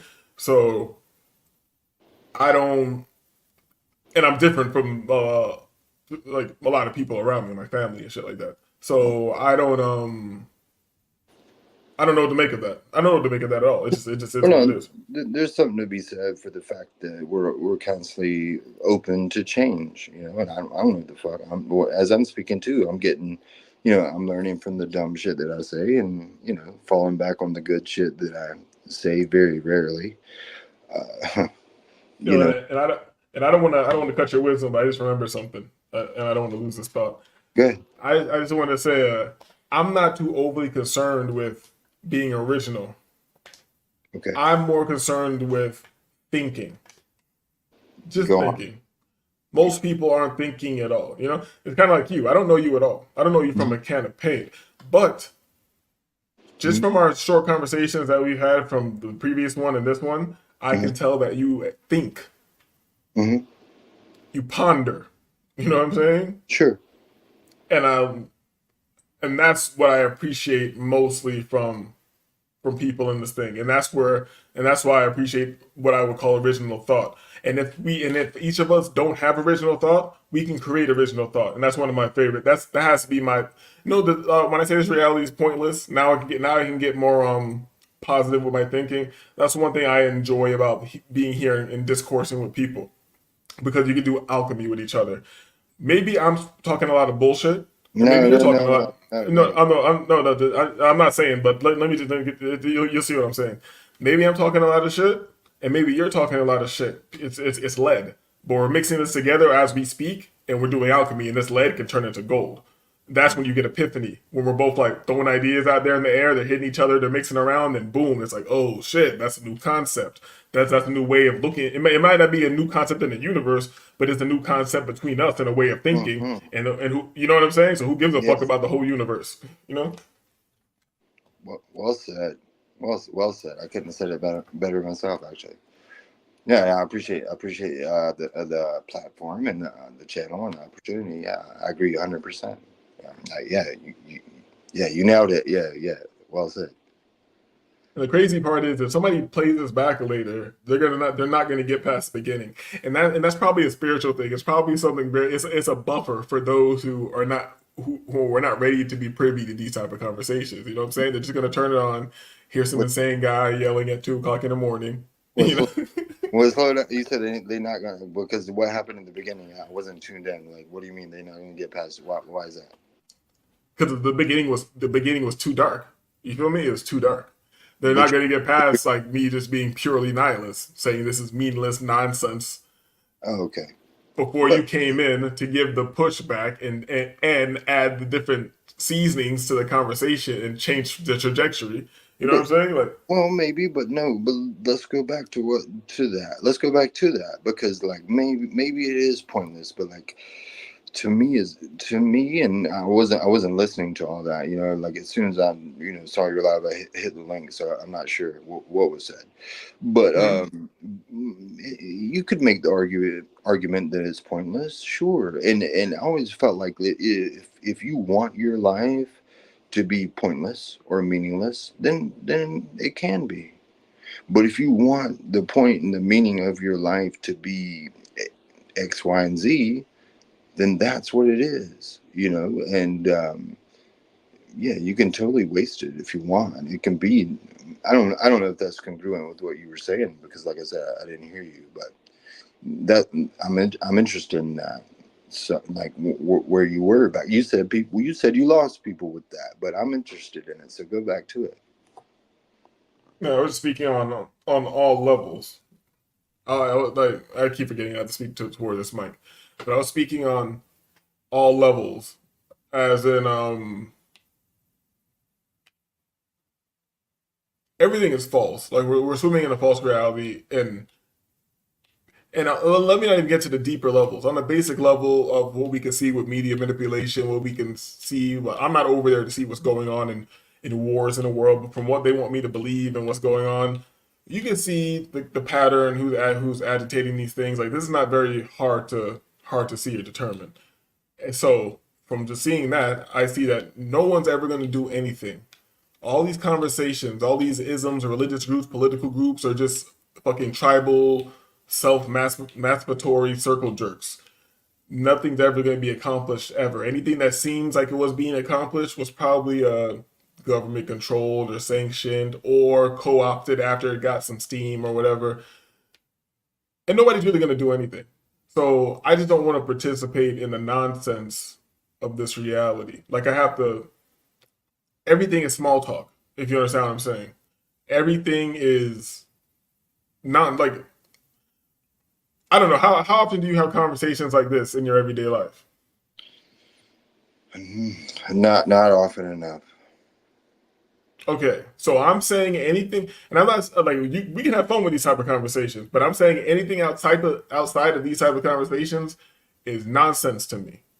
Unless I'm telling jokes and laughing with my friends, I don't like being in between. Either we're totally silly, telling jokes, laughing, being total fucking Yeah. children, or we're going totally deep into the waters. We're going totally deep into the deep philosophical conversation. Hmm. Hmm. And as as far as like what would make somebody take that turn into the deep conversations, I would say why. What's the point? You know what I mean? Like we've already touched on it. Like, what do you want to do? Change somebody's mind? Man, and when you say like, everything is nonsense, and I was gonna say like, isn't some nonsense useful? And you nailed it because like sometimes it's just you need to be fucking goofy and silly with your friends and cut up and talk trash. Be nonsense can be useful, but like as far as everything's meaningless and everything's pointless, and I would say you're pretty much right, except for those few examples of original thoughts, not that were just original garbage, but original thoughts that had an impact that you realize that you connected with, and it only matters to those that connect with it, I guess. But Well, maybe this is a reason why with language we should be more specific, because you make a good point, and I should add an addendum to what I was saying earlier. yes, please. Maybe everything isn't meaningless, but the things that are presented to us as meaningful are most definitely meaningless. Things Yeah, that are go things that on. are presented to us as the most meaningful in society and through media and all that shit are meaningless. Things that are very important to me are things like this conversation, things like being silly and laughing with your friends, freestyle rapping, which is also like proven through quantum mechanics, like people studying at Harvard and shit. The one, if not the highest level of flow state you can achieve. So, and that's interesting. They call it flowing. So things like that are actually connected to originality, to connecting to whatever you want to call source or whatever. Because like, where does a joke come from? Where does a rap come from? Where did this shit just like it comes out of the air? You know what I'm saying? Like some you get the oddest ideas and they'll be the greatest ideas. You know what I'm saying? So especially you said you were a comic before, so I know you can understand what I'm saying. Like you have to get some ideas like out of left field, and that work well for you. Well, and you know what defines a comic to me, a comedian is anybody who's went up and grabbed that mic. So for example, some people consider certain people comedians, but I don't. They consider themselves comedians, but I don't consider them comedians. You know what I mean? There's some people who have never done stand-up comedy. For example, and I'll make it an easy one. It looks like you have Will Smith there. Yeah, Well, to me, Will Smith is not a comedian, but other people. he's a comedic actor. There's a difference. He's a comedic actor, sure, but like you nailed it right there. It's not his original thoughts, and it's a full circle. He doesn't have them. He regurgitates what people tell him to say, and he punches down on people like me, who, to a much less degree, who are out there trying to have original thoughts. Chris Rock, one of the greatest. You know what I mean? I never meant to compare myself to him. But, you know, he's punching down on the person who has original thoughts because he himself knows that he's never had one. Yeah, He didn't write Fresh Prince. yeah, he didn't, but he supposedly was a rapper before that. But you know, Uh, I'm not gonna argue. I'm not gonna argue with you about Will Smith. He's fucking. He's got all that shit is like some satanic shit to me. So he's whack. He's goofy. But if you yeah, if you wanna like take a if you want to go on a tangent, because you just said it's satanic, like I'm an atheist, you know. I'm an agnostic atheist. So when you say some shit's satanic, it almost seems, and I'm going to give you the chance to clarify. It almost seems like you believe in Satan. I don't. I use the term Satan or satanic and all that shit colloquially to add to the real definition of Satan, which was the adversary or the devaluer. You know, so yeah, like I'm not using it as there's like some guy. You know what I'm Uh, saying? So, okay, got you. Okay, but I'm definitely not an atheist. I'm not. There could be some guy. I don't know. I just don't know. I'm not some. I don't know what the fuck's going on with that. well, um, so are you an atheist? No, no. Well, That's kind of. I think it's silly to be. I think it's silly to be atheist. That implies that I know something definitely, and I don't know it, so I can't be an atheist. is it possible that you're wrong about what people define as an atheist? Definitely, because you know, definitely could be. What I just said I could be wrong about it. what if I told you that when I say that I'm an atheist, what I mean is that um, I lack a belief in any god or gods, which is very different from some people can't grasp the difference between. And I'm not you, not definitely not you, because I know you can't. But there are people out there who can't grasp the difference between saying a I lack a belief in any god or gods. I have not seen compelling evidence for them. Versus B, there is no God. B is a claim. B is making a claim of knowledge. A is simply a response to a claim. Atheism to me is a response to theism. Theism is the claim that there is a God or gods. I'm simply saying that I am an atheist in the sense that I lack that belief. I'm not an anti theist. I'm not a Gnostic atheist. I'm an agnostic atheist, meaning that I don't make claims of knowledge. Therefore, I don't know. I'm agnostic in the sense that I lack a belief. I'm an agnostic atheist. And I'm not explaining that to you because I'm sure you probably knew, but like, you know what I mean? Like, What's the so there's an agnostic atheist, and what's the other type of atheist? well, the opposite of agnostic, which is Gnostic. Gnosticism, Gnostic and Gnosticism, and the root there means Like like gnosis. knowledge and what you claim to know. So if you're Gnostic about something, well, there's a couple of definitions of Gnostic, but one of them is Gnostic, meaning that you claim knowledge. So you can be a Gnostic theist, for example, claiming that you claim that you know that there is a God or gods. Or you could be a Gnostic atheist, claiming that you know for a fact that there is no God.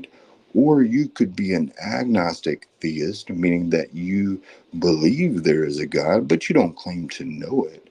At the same time, you could be an agnostic atheist, claiming that you lack a belief in God, but you don't claim there is not one. Does that make sense? Yeah. Well, what if you just say you don't know shit? Well, like why is that? I don't know. It, It's kind of it, like being in it's. I'm not saying this to you personally. I'm just saying like all these ideas. Like, why do I have to title myself something or be in a or be a ist or ism or some shit like it is what it is. right. I just don't Well, fucking know. Like to me saying I'm this or that is like the same thing as me saying I'm religious or something like that. It's right, like right. But no, that is fair. Let me respond to that. Like we atheists didn't come up with the title of atheist or atheism. Theism came around, and we simply responded to that. Gnosticism came around, and agnostics simply responded to that. We are the ones who push back on the claims. We are the ones who say we don't have any claims. We are the ones who say we're not convinced of your claims. We're simply reacting to those who claim. So let's not blame the people who are simply reacting to the claims and saying we're not quite convinced of them. Does that make sense? So, in other words, if you want, like what you said, if you want to just be a person who just doesn't believe and isn't convinced, or however you phrased it just now, that is an agnostic atheist. It's the lack of a position. We don't have a position. We're unconvinced of their position. Therefore, we're agnostic atheists. I guess. I guess I was thinking for a second I fit into that, but I guess not because I'm not unconvinced of their position. I just don't have a position, and I'm not unconvinced of their position because there's very interesting things, you know. But it all could be part of like a mind control type thing, you know. It's like that's a whole different line of thinking, a line of conversation to get down. But yeah, like when you look at the Bible and prophecy and all types of shit like that, and it's just weird things, you know. Like the if I want to believe that this book is so old and it's been like this since back then, and then things paralleling what's happening now, I don't believe that it's definitely put it this way. It doesn't mean that the book is real. It means that somebody's taking this book seriously or using it for manipulation, and they're making these things happen to make it look as if prophecy is happening. Now, that makes me think that somebody can have plans that last thousands of years. And most people's families can't hold shit down that long. So that makes me think that there's things outside of regular people doing things. You understand what I'm saying? So Like like what? entities probably, you know, Like which people one? like I can't, but I don't know who they are. You feel me? It just says if there's a plan being continued for thousands of years, Hmm. and it seems like a certain group of like a family or bloodline are doing these things. Nobody seems to keep no whose kids never rebel for thousands of years. Like everybody just stays in the same line and working on the same plan. Like no, to me it seems like there's something that doesn't live in the same scope of time that we live in, and it can continue on to do what it wants to do. For what reason? I don't know. Maybe harvesting energy or loosh or some shit like that. I don't know. I'm just saying that it just doesn't make sense directly. So my whole point of all this shit is not to prove it or not to even bring up all of that. My whole point of that is to say shit's very weird. So I can't say that I know or don't know what's going on, or there is no spiritual world, or there is not this, or I can't say that. You know, I just Yeah. I can't. I don't know exactly Don't, what is going on. I have don't, ideas. You don't, know. yeah, no. Stray away from claims of knowledge. Stray away from claims at all. Always play yourself as the dumbass and make other people like prove themselves to you. because it'll never fail that they don't have good reasoning and what they call epistemology. I've been studying a lot of epistemology on YouTube, the study of knowledge and what convinces people that they know something, and what convinces you versus me, and what we compare as compelling evidence. I don't know. It's weird, but like it's interesting to me. Um, Sorry, I lost my train of thought there.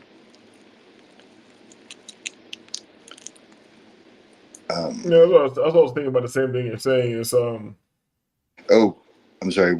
As far as prophecy goes, I'm not sure that I'm completely on base or on the right page with what you're saying. But what I would add, not contrast with what you said because I agree with it. But what I would add is, isn't it interesting that if someone makes a prophecy 1,000 years ago, and everyone, let's just say everyone in that tribe, or everyone on earth, or everyone in that country, or everyone in that religion, whatever, is aware of that prophecy, they could spend the next 100 years, 500 years, 1,000 years, 2,000 years making that prophecy come true.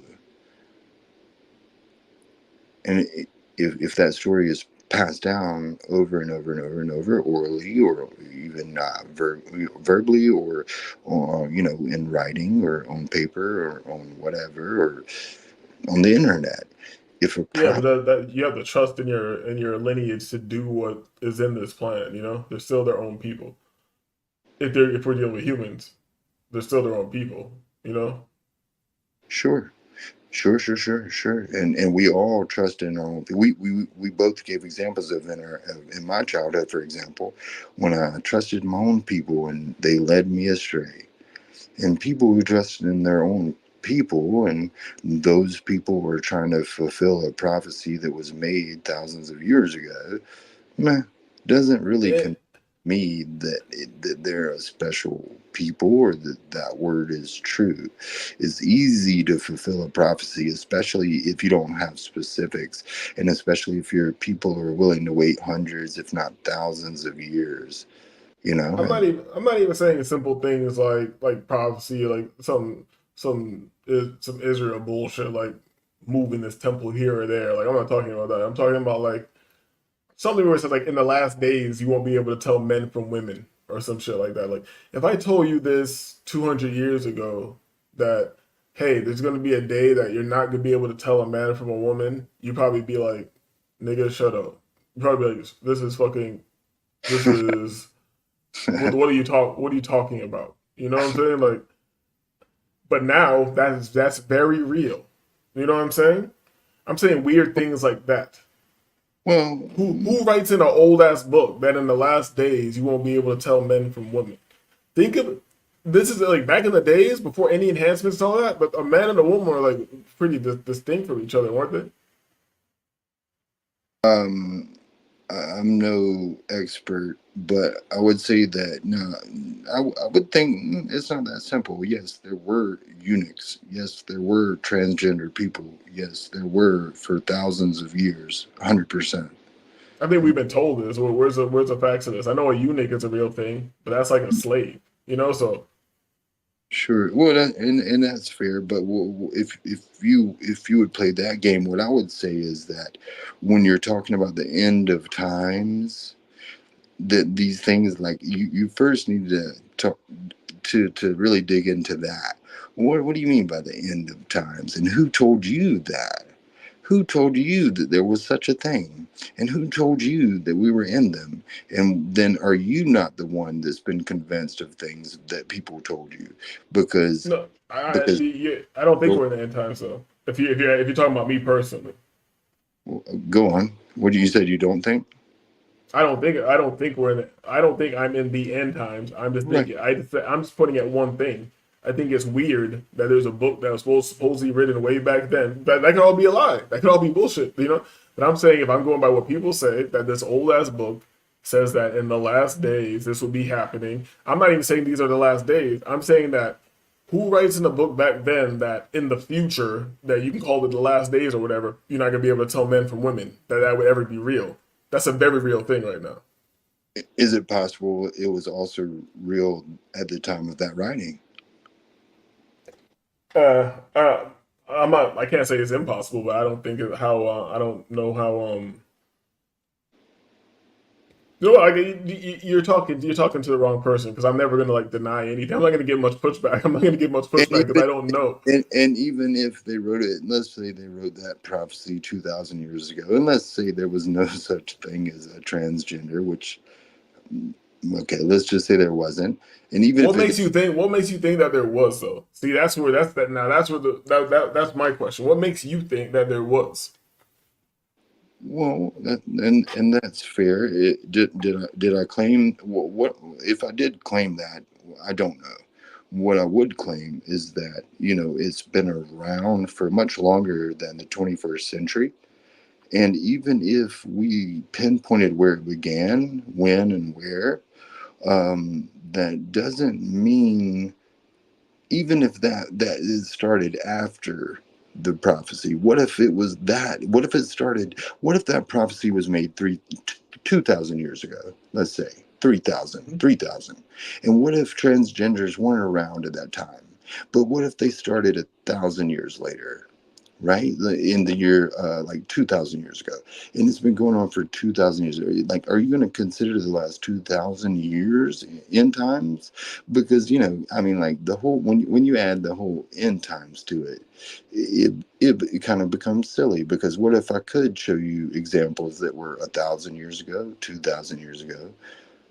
Would that not lend credence to the fact that it's bullshit to say that in the end times we'll see? Well, that was 2,000 years ago. What if I could prove that? Then of course you right, like you would have to like think really critically about, are these the end times, or did they not have examples of those things back then? Because I just don't believe that those were original ideas.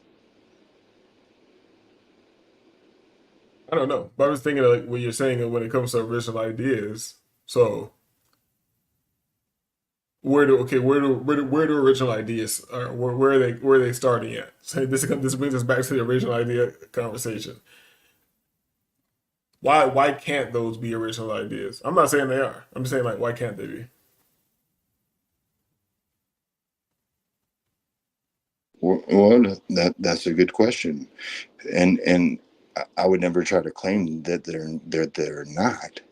I would just question whether they are. You see, so if you want, like, I don't think you're doing this, but like anybody who wants to like trap me on a claim is going to be hard pressed, because all I do is push back on claims. I push back on claims that these are the end times, or that only in the end times would you not be able to tell. And I would push back on claims that if someone, not you, but if someone said that that's unique to the 21st century, and I don't believe that. Mm, Let's let's well, yeah, let's Google it. no, Transgender. Google what? Well, how long has the transgender community been around? Because I suspect that in Asian countries and in Indian countries and yeah, throughout time, Iranian countries, I believe that it's been around for hundreds, if not thousands of years. So if you want to say, hey, how could this book get this prophecy right, that only in the end times would you not be able to, yeah, well, I disagree with every fundamental part of that prophecy. I'm just trying to answer. But man, that brings up something interesting that I'm not disagreeing with. Like that, I don't. This might be. This might. You know what? Here's an interesting concept. Maybe this has all been the end times. The end times is from when that was written till now. It's still the end times. You know what I'm saying? Or maybe there's been multiple end times. I guess there has been. There's been like even if we want to go by biblical narratives, it's been like the flood, Babylon, and all that bullshit. So it is what it is. It could be layers in time. You feel me? I'm not defending or saying, like I'm saying, I have no position. I'm not standing on any of this shit. Because there's even concepts when it comes to the shit biblically, looking at like, forgot what's the name. What's it? Philip K. Dix or something? Was he talking about like the Book of Acts and something he wrote being like a parallel to the Book of Acts? That's another conversation, but you can look into that yourself. It's kind of like time is paralleled and layered, like we're living in that time, and like everything that's in the Bible, you're like we're living in that time right now. It's just Do you what's a modern way to say it? Like like a different universe. You know what I'm saying? Dimension. You know what I'm saying? hmm, I'm trying not to nitpick, your every word, but like, but I do like, and you're absolutely correct that you're not saying it. You're simply asking what if and could it be? And I have 0.0 objection to, that line of questioning or, conversation. Absolutely. That's where we should be. That's where you, like what you were saying earlier, like we benefit and gain from. It's the dumb motherfuckers who are out here making a bunch of claims that they can't back up, that they don't want to change their mind on, that those conversations go nowhere because their mind isn't open to learning. They want to flex their intellectual superiority. But if you can humble yourselves and always talk in the form of questions and admit that you don't know, then that's when I feel like you have a lot to gain from a conversation. I'm faded too. By the way, sorry. But all there are questions. You know, I don't really see any concrete answers in this thing because beyond observable reality, and then that gets slippery too. You know, so yeah, like Abs- I'm the same. I'm totally against anybody like making. I'm gonna disagree. My show is called I'm disagreeable. I'm gonna if you make a claim, I'm gonna make you stand on that shit. Like if it's really like, especially if it's something that you're pressing as something important, or you're trying to impress into my reality is like this is this or this is that. I'm like, all right, let's talk about it. You know, and when you realize when you talk to most people, you realize that once you get them to speak about their own shit, they don't even know what the fuck they're talking about. You know, but they're just like you just go ahead. said, those people are speaking on it, trying to convince you.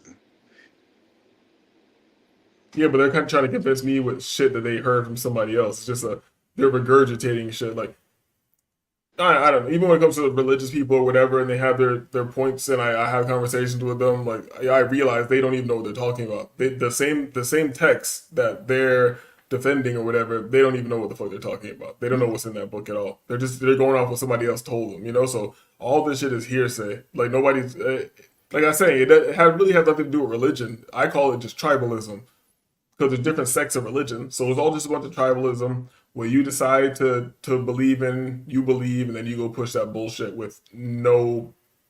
When it comes back to faith, it all comes back to like, yeah, And you just gotta and believe it, you know? and faith is a word that people use. It's the excuse that people give when they don't have solid evidence. Because if you had solid evidence, you would present the evidence and you wouldn't need faith, right? No, and I agree. And the people, like you said, there even the religious sectors who you have to back up and look at it like from higher up. What you generally see is people who are making claims, who are trying to convince you of those claims are true, and then you have other people just questioning. And you can only be wrong when you make a claim. You can never be wrong when you ask a question. You can never be wrong when you lack a belief in what that person just said. So, just like you, I always want to find myself on the questioning and lacking a belief as opposed to that person who's out there making claims when, like you just said, time and time again, you can prove that those people don't even know what the fuck they're talking about. People who are making claims don't know what the fuck they're talking about. People who are asking questions are the ones who are really thinking about it without patting ourselves on the back too much. You know what I mean? Like, yeah. I never want to be one of those assholes. That's all I'm saying. I mean, there's really nothing to pat myself on the back about. Just like did like personally me asking questions. This is why I'm not above the. I actually, fuck, I will say it. I am above the tribal person because I'm thinking. At least I'm thinking, but I don't know shit. All this thinking has led to more questions. It's led to more questions, That's what I'm saying. and Yes. and sometimes you can see somebody who's like they're in their blissful ignorance that sometimes I can even envy that. They look like they have a peace. They believe in something so much. Like think about it. Think about how nice it must be just to believe that there's like some Jesus guy and everything's okay. You know what I'm saying? Like Ignorance is bliss. Yeah. But yeah, but that's exactly my point. We agree that the people who don't know what the fuck they're talking about are the ones who are out there making claims, and it makes you wonder why. It makes you wonder who they're trying to convince. Maybe themselves, right? Because if they really wanted to learn, they would ask questions. But their mind isn't open. They're busy trying to convince people like you and me of whatever the fuck they believe. You know. I don't know they're just too invested to um to change anything. Like it break them apart. Like people are. This is like the most people I come across. Not even most people. Let me say most people I come across. Either they have nothing or they have something. It's like how do I say it? Like I'm not really attached to things like that. Like there's nothing I truly love. Like I see somebody else love like they'll like somebody like with lifelong comedians or something like that. You can tell they really love it. They do comedy, this and this, or there's musicians like I make music. I put in over 10,000 hours, like 20,000 hours. I'm an expert when it comes to that, but I don't love it. Like I want to do this every day. There are long periods of time where I don't do that at all. You understand what I'm saying? And I am not fitting into one paradigm, and I think that's just a reflection of everything else. Like even when it comes to these systems, these isms, and all this shit, I'm not fitting into any of those paradigms exactly either. So is it? And I'm not saying I'm special. I'm saying maybe this is just my position, my mission. You know what I'm saying? Or if you're in a position, your mission is to have your perspective. Like I don't know, I'm getting down a deep rabbit hole right here. Your disposition and your way of thinking is important. Like things like this are significant. Maybe you came in here and had this conversation and added your way of thinking to my way of thinking to affect something right now. You know what I'm saying? Something that we don't even understand in this exact moment. But it's very, very significant, even though it seems insignificant. That's kind of my position on a lot of things. Things that seem very insignificant are probably the most important things. And things that seem greatly to have great significance are probably the most inconsequential shit. Hmm. Hmm.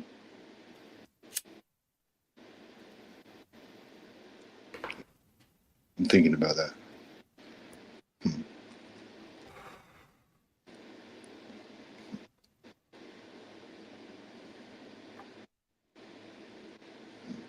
Even negative things, even like disagreements. Let's even bringing it back to the family thing. Even like disagreements with your family, whatever, they can seem very significant and whatever, especially when you're in your own mind with it. But when you like get around them, it seems very insignificant. That shit doesn't really matter. You know what I'm saying? A lot of significance is like built in the mind. Yeah, yeah, in the sense that it's what you put weight on. You know, it's what's significant. Significance is relative. You know, what's significant to you is what you want it to be, or you know. I don't know. Like let's use this as like an imaginative example. Yeah. Like because I'm not saying any of this is real or whatever. Let's take somebody of importance who people say is who somebody says is important. I'm gonna use an example. Good. Yeah, give me a person. Oh, I was gonna say Joe Biden. All right, so they say he's important. Creepy Joe. Yeah. So let's say he was going to become the president one day. And let's say it's all organic. Let's say this is not all contrived and like It's all organic. One day, little Joe is going to be the president. Maybe somebody said something to him that sparked the idea, you know what I'm saying, of going into this certain field. And that sparked going into here that ended up you being the fucking president. You understand what I'm saying? So maybe that original person who put you on the path or gave you the idea, the inertia, or the encouragement, it didn't seem like much, you know, in that moment, but it actually was the most significant thing of your life. Yeah, and yeah, sure. And it doesn't have to even come from a good example. You know, sometimes like bad examples of leaders, or in your case, like politicians, can inspire people, to go out and do something different. Or you can be inspired by, Bernie Sanders and go out there and try to start a revolution. Absolutely. But you can, just because you were inspired by them doesn't mean that you're not unique or new, or that you don't have or that you're not original. You can put your own spin on it, because of course, even like I feel like, for example, I knew some people, and I said, hey, what do you want to be uh, when you grow up? And they might say, I want to be just like my mom. I want to be just like my daddy. How sad to not improve upon what they did. And if I were a parent, which is not in the cards, but if I was going to have kids, and I would never think like, God, I want them to be just like me. No, you want them to be better for, anyway, I lost my, I know, but that's real. That speaks, and I agree with you. But I'm gonna be real about it. That speaks more on you. It speaks more on us than it does speak on that situation, because that must be a great thing to be like I've done something so raw that yes, I do want my kids to be just like me, and they want to be just like you, and it makes sense. You know what I'm saying? Like, why fix what's not broken? You know what I'm saying? because So it is broken, and it's always broken, and you can always improve on what your parents did. If you think that your parents got it like, for example, the boomers, right? What did the baby boomers, right? That's the name of the generation of my parents. What was their parents called? Do you know the name of that generation, like the parents of the boomers? no, I'm always confused about who the boomers are exactly, because it's always like super old people, and then it's like my parents. So is it my grandparents or is it my parents? So, Well, okay. Well, all right. Let's dissect that before I move on. Like, so, as far as like who's in a certain generation, whether it's baby boomers or Generation X or millennials or Gen Z, it's all about what year you were born. So it's not like me and you are one day gonna become boomers. Boomers were born between year 19X and 19X. oh, I know what you're talking about. So yeah, I was just forgetting. So my parents would be Generation I don't know. X. I'm not My sure. parents would be. I know it depends on time, but I'm saying like, all right. So I'm looking at. I forgot about Generation X. So I would be like a late millennial. I'd be a late millennial. Um, Yeah, generally millennials right now it's like, I don't know, like 23 to 40, I think. Yeah, yeah. yeah. So I'm like I'm a late millennial. So yeah, so the boomers. All right, so I know what you're talking about. What So generation you're talking about? boomers are like right now, their boomers are like, I don't know, like 67 to like 80. Like after the war, they came back and made a bunch of kids. They call them baby boomers, whatever. Yeah, yeah, Um, yeah. Go ahead, and but go ahead. and shit, I already forgot. My bad, dude. No, you were making a point about I'm going. you're saying Oh, you're oh, saying what you're saying it's never perfect or whatever, and then you right. went Well, into the we were talking about boomers. people who like think that, like, you said, isn't that great about how people just want their kids to be like them, and their kids want to be just like them? No, it's not great. No, I'm seeing if it's real, if you really have done if you, I think you're like They're, coming from a different perspective. You're looking at it as if you already have like a preposition that it's like not good. I'm saying I'm making the preposition that it was good. You know what I'm saying? How come that's not possible? and that's fair. Let's agree that it was good, but wouldn't you want your kids to do even better? And like, it's not offensive to your parents to say, I want better than what they did. I want to even do it better than what I want to learn from the mistakes they made. And here's the point that I was trying to make. Do you know what the fucking generation that had the boomers are called? The boomers named them the greatest generation. You know what I'm saying? Mhm. Like, they admire their parents so much that they didn't want to be any better than them. And I feel like that's where shit got fucked up. Well, I think it's just like shit got fucked up a lot through. It's like it's just a different time, like different government shit. Like people were able to prosper because of certain opportunities that don't exist anymore. So it is what it is. So home ownership and all that shit, it was different back then. It's not the same. It's not like now. You could work in a fucking factory, have a house, have kids, your wife not working, and you can have like two cars, maybe a boat, and go on like road trips and vacations with your family like once a year. That's not really what's going on right now. So and it's just a symptom of the times. But my whole point was not like really the economic point or any of that. I was really like looking just at the home. I'm like imagining in my mind like, yeah, you had a family, you come like from a good lineage. You're living on like 100 acres. You know what I'm saying? Like Yeah. you have a good loving family. There was never any abuse. You have more than enough money in the family. There's a couple 2-3 million in the bank or whatever. Like why? And you have a good flow. It's not too stressful. Why would you want your kids to do better than that to add stress? What is there better? What is there to do? What is there better? Well, I mean, ask, I would say, JFK's father, right?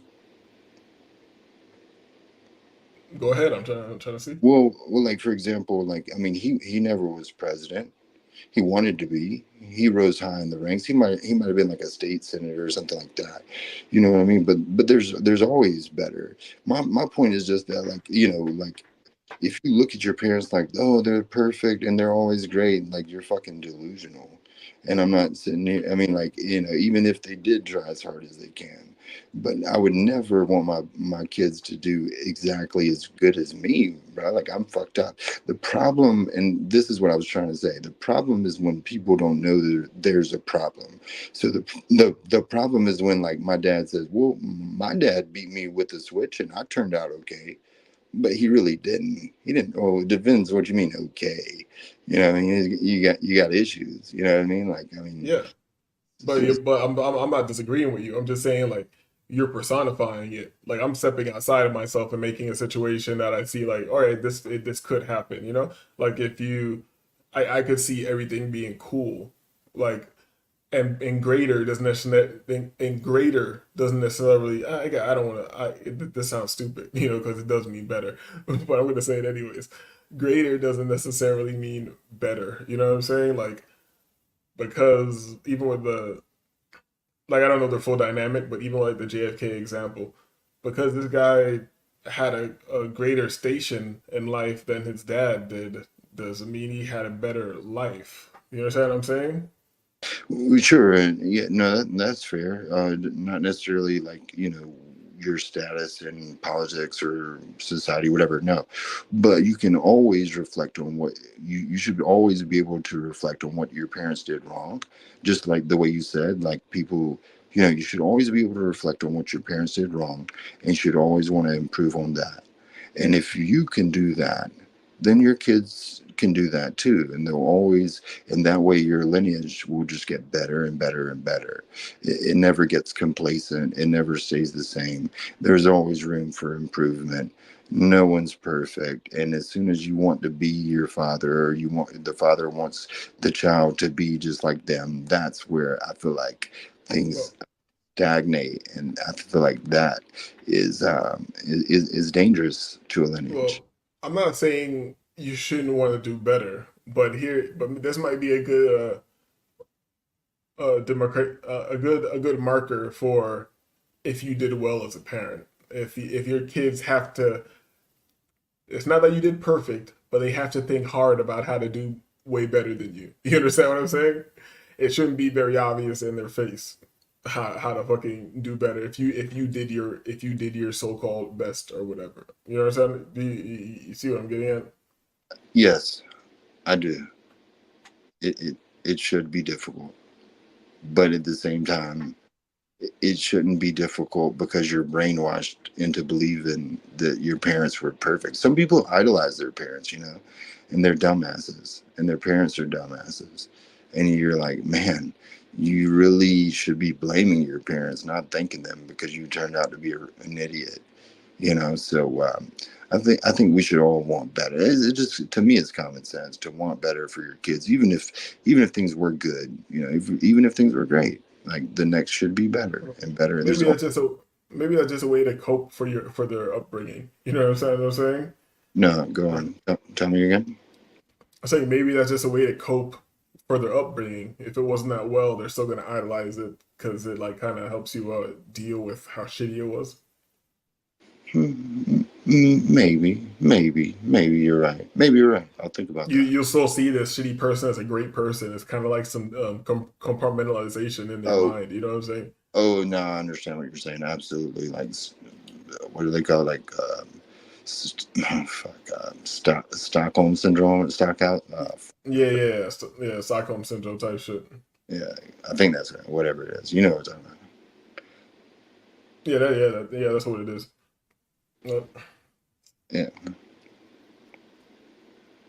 you said that you were lit. Where you coming from? Oh shit. Me and my brother have been shooting pool for like 3 hours, taking shots and all kind of shit. Yeah. So we don't get out. Me and my brother both like workaholics. So we don't go out a lot. So like, usually like once every 2 weeks we'll go out and fucking get lit, faded. Anyway, you work in the same business. Oh no, me and my brother, we do different things. So he's doing his thing, I'm doing my thing. We don't see each other. He's busy, I'm busy. We work in like 12, 13, 14-hour shifts in our respective fields. So yeah, we get together once every couple weeks and blow off some steam. Shit, that's what's up. Yeah, That's what what's about up. And I fell asleep kind of early. Woke up and I was like, "Fuck it, let me just." I woke up in a not the greatest mood for some reason, so I was like, "Let me come here and just talk some shit." And yeah, I'm glad I came on here because things happen. Things tend to happen like this. Somebody will come up, you have a conversation, it'll change perspective. I'm not saying that you changed my mind. I'm saying like it brought broader perspective, and that's all that we can really hope for. You know? you? Yeah, no, I get it. But and I hit the link when I heard you talking about nothing matters and stuff, and I don't know, man. I always just I always feel like everyone should find their passion, and Well, find what's your passion? mine personally. Yeah. Hmm, I'm still trying to find it, I guess. Um, See, that's a crazy claim. That's a crazy. well, no, because maybe you're right, but I feel like everyone should find something they're passionate about because I've been. All right. So for me right now, I could have answered your question. Um, I'm passionate about helping people. I want to help people, and you know, what does that mean, and how do I do it, and how do I define that, and it gets a little complicated. But like for me, yeah, I want to do something I'm good at, something that other people can't do that helps people. And I'm not trying to be vague. Like I'm sure trying to find out exactly what that is because like comedy, for example, like if I could go out and make people laugh, and people need that. People really need that because times are hard. So people like whoever your favorite comedian is, like mine's Ricky Gervais right now. I think he's the best. He does people a service. We need that. We need to laugh. So I want to find whatever it is for me, or And I think other people should find it for them and be passionate about something, because when you're not, like, things get messed up. When you lose your passion or you've never found it, like, leads to depression, anxiety, obesity, yeah, just hard times. I don't know. I don't know.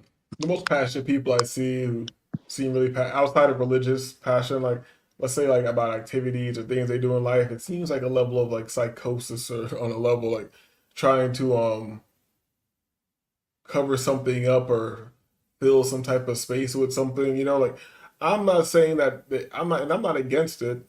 I'm just saying that I'm saying the void is still there. I can see it. Even somebody who seems very passionate. Let's bring it all the way to like a David Goggins.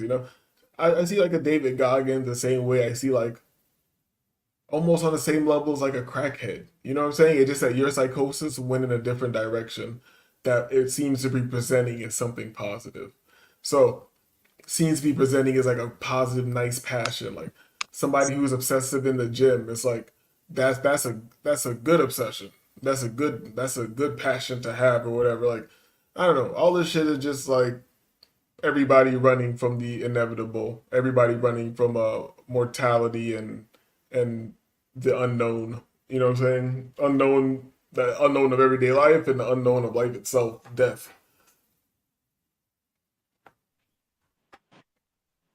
Yeah, I'm thinking about what you said, but it sounds silly, but I watched a lot of Gordon Ramsay.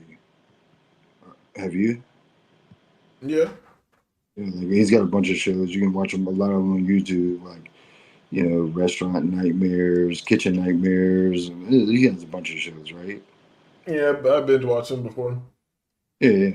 I like the guy, and he's passionate, and he talks to people who've lost their passion and lost their way. And I feel like when you have a passion, and yes, you're right, some passions can be unhealthy.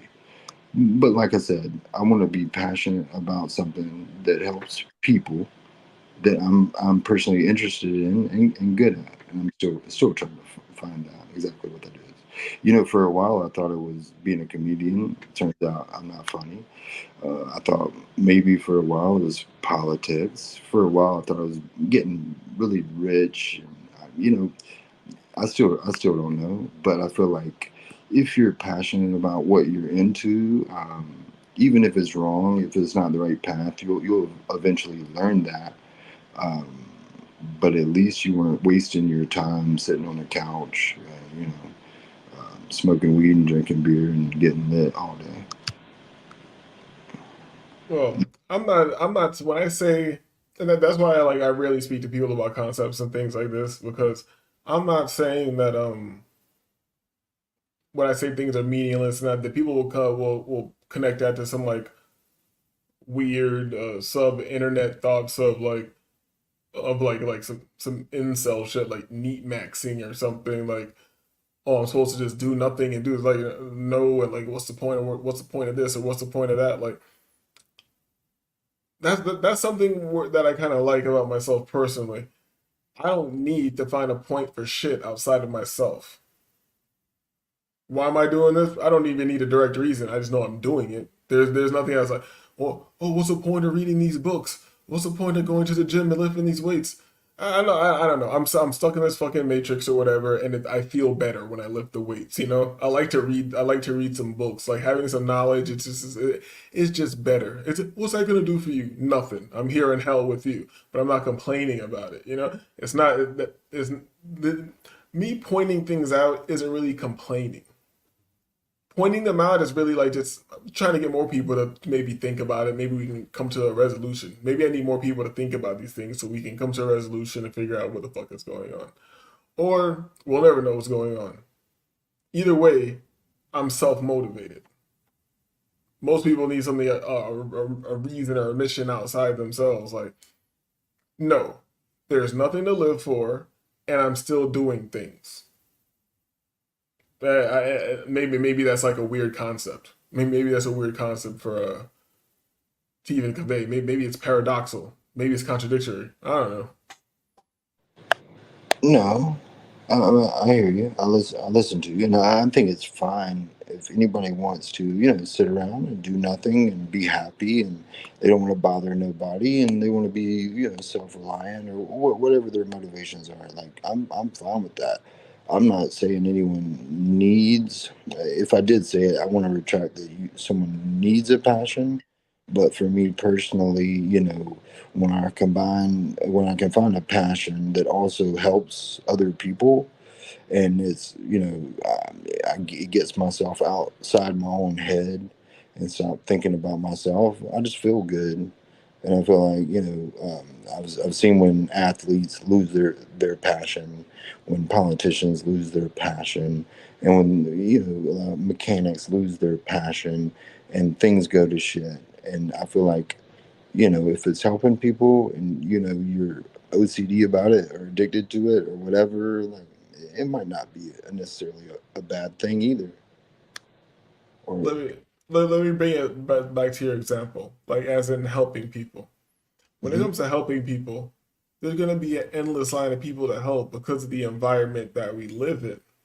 But I'm Fact. talking outside of, but in a, let's say a semi-natural state. I'm not saying we can't have technology and all that stuff, but in a semi-natural state, like for example, if everybody's on everywhere, especially where I am in South Florida, if everybody's on and every open land was like still had nice trees, but they were fruit trees, there'd be enough food for everybody all the time. Everybody all the time. Homeless people, regular people, you just go out and get food. It's crazy how the earth just grows food from the ground, but we've made a condition where you can't get food. Do you understand what I'm saying? So Mhm. until you fix that condition, you're not going to be able to truly. You can help individuals, but you can never help people. We got to change the environment to help people. We got to change the social construct to help people, and that's some next level shit. And I agree with most of what you said, but I would say that even if you don't teach them how to fish, even if you don't plant their orange tree or whatever, you even if all you do is Ricky Gervais makes you laugh and you forget about the fact that you can't put food on the table, that's also helpful.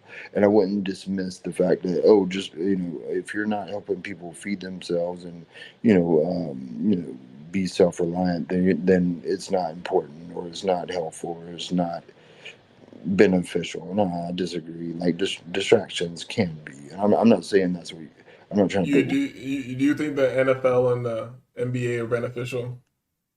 I don't personally, not to me personally. No, like by halftime, I want a 24 pack of Coors Light and a new Ford truck, and I should probably speak to my physician about Cialis. So, so no, it's not. But I don't know if for It's kind of saying entertainment and distraction, like bread and circuses. Because I don't think comedy, like stand-up comedy, is bread and circuses. Because a true comic is a philosopher, you know, and you're speaking on like edgy topics and shit like that. So you're not the status quo. But bread and circuses, for the most part, distraction is the status quo. It's the gladiators in Rome. It's the fucking endless plays. That's what we have right now. I I agree with you. Yes, I agree with you. So yeah, some distractions can be, um, not beneficial. But I feel like other ones that point to, like, social issues, and yeah, they can be, even if it doesn't put food on the table. That's all I was trying to say. Yeah, that's why I feel like sparking minds is more valuable than putting food on the table. Well, okay. Well, then I agree. I'm sorry. I thought you were saying earlier, like, if we can't, you know, if like in South Florida, if we can't feed people, then it's not important. No, I'm saying in sparking minds, I can possibly help people because that person may do more, you know? But as far as like charity, unless I have like a clear plan for this charity, and let's put it this way, if true charity should be carried on through like from a child, like say there's an orphan, that this orphan should be, the charity should be running a whole environment around them until they're like 25 years old, so you make a complete person, you know what I'm saying? A little money here and there is not really going to do much. It can possibly do something. A little money can do a lot, let me not discount that, but you have to change the environment. Throwing money at an issue, or it's usually money, because people give their time, but that's equivalent to money. If you don't have the money to give that time, then you can't get that time. So I just see it as a larger issue, but it's not.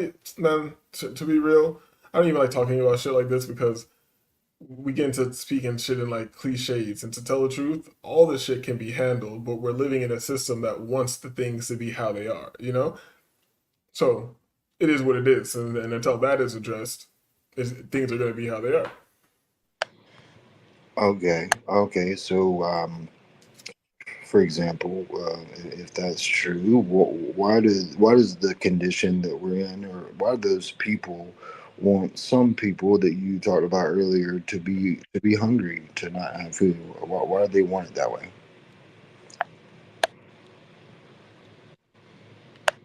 Well,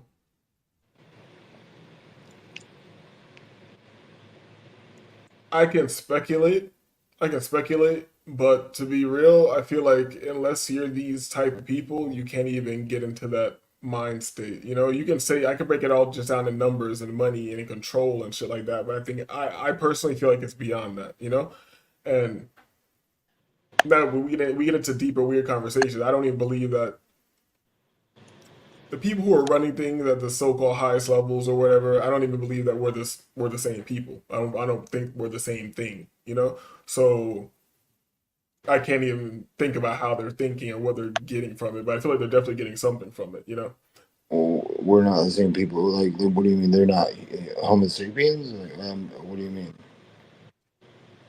This is where we get to a weirder conversation, but I have no problem getting into it. Please Because do. I feel like even personally, racially, we're different, and why race, why it matters, and phenotype and all that shit matters because they're very concerned with bloodline, and bloodline is connected to your race and your phenotype. It just is what it is. So you can say bloodline, you can say race, you can say whatever. Bloodline is more specific and more scientific because you could be in the same bloodline and not have the same phenotype exactly, but more than likely, people within the same bloodline have similar phenotype. That's why there's race. Now, I say all that to say this: people may have different qualities for different reasons. I just observe certain things. Like, and because I happen to be from the so called black group, I observe the group and I observe how the group is targeted in certain ways. And I wonder why is it so important? Like every election cycle, they talk about the black vote like being very fucking important or some shit like that. Like we're supposedly like 12, 13% of the population. We don't fucking matter when it comes to voting. And when it comes to like pop political shit all around the world, and influence in certain ways and being used for certain agendas, when we don't matter, we don't have economic power like that, don't have numbers like that in America, but we're somehow used to push like every agenda. I'm giving this example to say why I look at things in a certain way, why there's a greater meaning. There has to be some significance to this. Nothing is done in the media by accident. Everything is on purpose. So I'm not saying I understand the significance exactly. I'm just saying that there is significance, just from my observation. That's fair. That's fair. That's fair. And So, and I'm not saying we are the only significant group. I'm just saying I've observed it the most because I'm from that group. You know what I'm saying? So I don't know what's going on with. I just know it's weird. That's all I'm saying. I know things are weird. It doesn't make sense, and they're being done and manipulated a certain way for a certain reason. And if you look at it regularly, mundane reality. If you look at it regular, mundane reality, logically, it doesn't make sense. what? I'm sorry. What doesn't make sense? The emphasis and importance on this group, this very small group of people that have no economic power. Okay. Oh yeah. Yeah. They clearly They're clearly trying to play a group of people and be the puppeteers and make them feel a certain way for their own advantage. It's yeah, manipulation for sure, for sure, for sure. But this is, to me, this is all groups of people. I'm just observing this group because I'm personally linked to this group. But I can step outside of myself and see how other groups are being used for other reasons, you know? Of course. And then there's a cap on that because I can see the one group, from my observation, who are controlling all the groups. Actually, it's between one or two groups right now. But then there has to be something above them. So I don't even know what the hell's going on. That's what I assume. And I assume if somebody had a real power and they had a real intelligence, they would totally conceal themselves.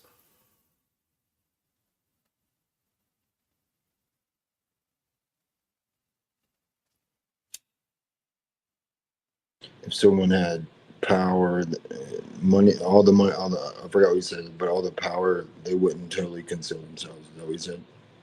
I said they would totally conceal themselves, you know? They If make you were running everything, truly running everything, and you had true intelligence and power, like why would you be visible? You know what I'm saying? Like what's oh the point yeah, of that? yeah, because if those people that you describe exist, they see the people who are visible, they see the people who are in the spotlight, they see how awful that is, and yeah, well, who would want that? But like all these names that we know, like the big name, the Rothschilds, the Kissingers, all these names that we know, these are I feel like these are just their workers, you know? These are just the face guys who they might know who's behind the curtain, maybe, maybe not, but they seem really big to us because they just from perspective, but they're really not shit. Are they Homo sapiens? I can't confirm or deny that, but I definitely can't confirm that. I've seen a Mm. lot of weird stuff, you know. So that gets like deep into the weeds of stuff. Let me just be straight out flat with it. I believe not. I believe no. You know You believe no what? Be clear for the that audience. they are not Homo sapien normal humans, people like us. You know, Okay, thank you. Go on. and that might be a lot of people. A lot of people might be linked to that. Like I feel like, and I don't think it's just people up in higher levels that you don't come across in government and stuff like that. These are just people in society that you come across, and I don't know. I've experienced like a lot of weird things, so Like what? no, I don't want to get all the way down into those weeds or into the weeds of that right now, you know. No, But no, good. because like what is it, 5:12 in the morning? I don't know. Great. I might go to work. I might go to work at like 5:30. Fuck it, I'm up. Um, It's your sure. um, let's say it without being too specific. Let's not even get too weird with it. Okay. Just in dynamics with business and art and things like that, I've noticed that it gets weird on the high levels of everything. Once you get to the power players and everything, it always gets weird. It's never just regular business. It's you always have to be down with something, or and we're not even getting all the way to not being human. We're getting down to like weirdness. You always have to be part of the club, be down with what they're doing. You know what I'm saying? So if that's happening just at that level, and they all seem to be going with a certain agenda, I could just see it extrapolating all the way up. And I don't know. I don't know. I'm just going from my experience. Everything just seems to end with some weird sex cult type shit going on. That's how it always seems. Absolutely. There's a lot of weirdness. Like, but like, of course you would be weird. Like, look at Michael Jackson, or when people get that high level of fame or fortune or power. The normal shit that me and you enjoy or fear or indulge in is boring to them. So of course they're gonna get weird. And when you say something's weird, obviously that's subjective, and I take no issue with that. And not that you did, but when you say I'm not, or that they might not be Homo sapiens, or I'm not convinced that they are, that's when you just. I'm just wanting to point out you border that claim territory. Saying that somebody's weird, yeah, definitely. No, no, no. Oh, so I'll go deeper into this since we have a couple moments. You want me to back up this claim, or like why I think this? Because I'm Um, trying not. I'll go all the way into the waters with you right now. I'll give you. yeah, go ahead, go ahead. Yeah, go ahead. I'm going on mute. Go ahead. All right, so this clip can probably be found because I'm gonna give you what gave me this original idea. Because I always had this like, why are certain people like this, like that, whatever, blah blah blah, looking at all types of weird types of conspiracy shit. And I remember a long time coming across a clip, and it was like this couple. They were like so-called UFO researchers, and they were like this like old white couple, and they were breaking down like, oh yeah, after all our years of research, we come to the conclusion that these aren't physical beings, they're interdimensional beings, and they're traveling on through information through ultraviolet light, right? And they're saying that the controllers, they were kind of getting at the idea that people with less melanin are more susceptible to infiltration. Why? Because ultraviolet light alters the DNA. How do we know this? Because with modern technology now, how you alter DNA in gene manipulation, the CRISPR technology, you use light, and this is a known fact that the more neuromelanin you have or whatever's protective, it's harder to manipulate. It's just more difficult. It doesn't mean it can't be done. It's just more difficult. So that brings me all the way to the idea of how something cannot be totally human, or you can be taken over or possessed in a way.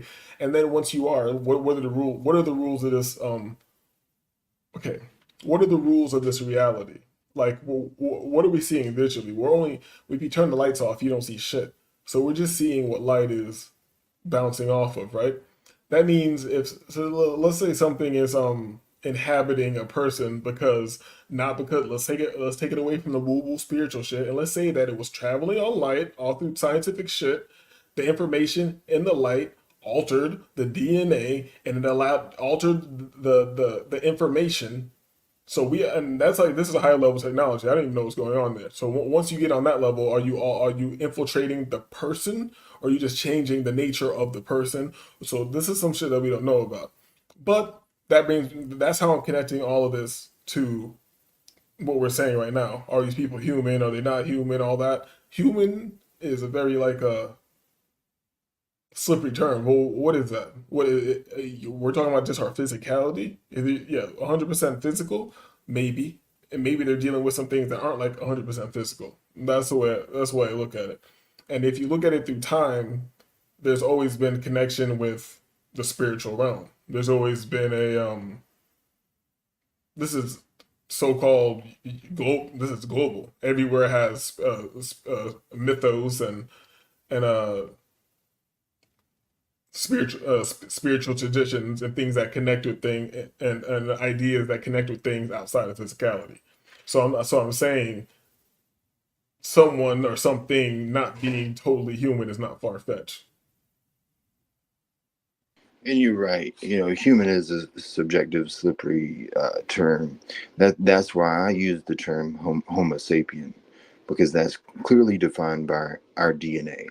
And in the time when to believe anything, something, anything, is when it's been demonstrated to you. So the time to believe that it's even possible, not that these people aren't people or they're not Homo sapiens, but the idea that it's not possible. These things need to be demonstrated, right? So like it only when things are demonstrated to me do I believe them. Could it be possible? I don't know. Would I tell someone that it's possible that they're not? I don't know. To me, you have to prove the things, you have to demonstrate them, and then I need to be able to demonstrate them to other people. It has to be replicable, and I feel like only then am I convinced of something? And I don't think you're far off from that. So yeah. How do you replicate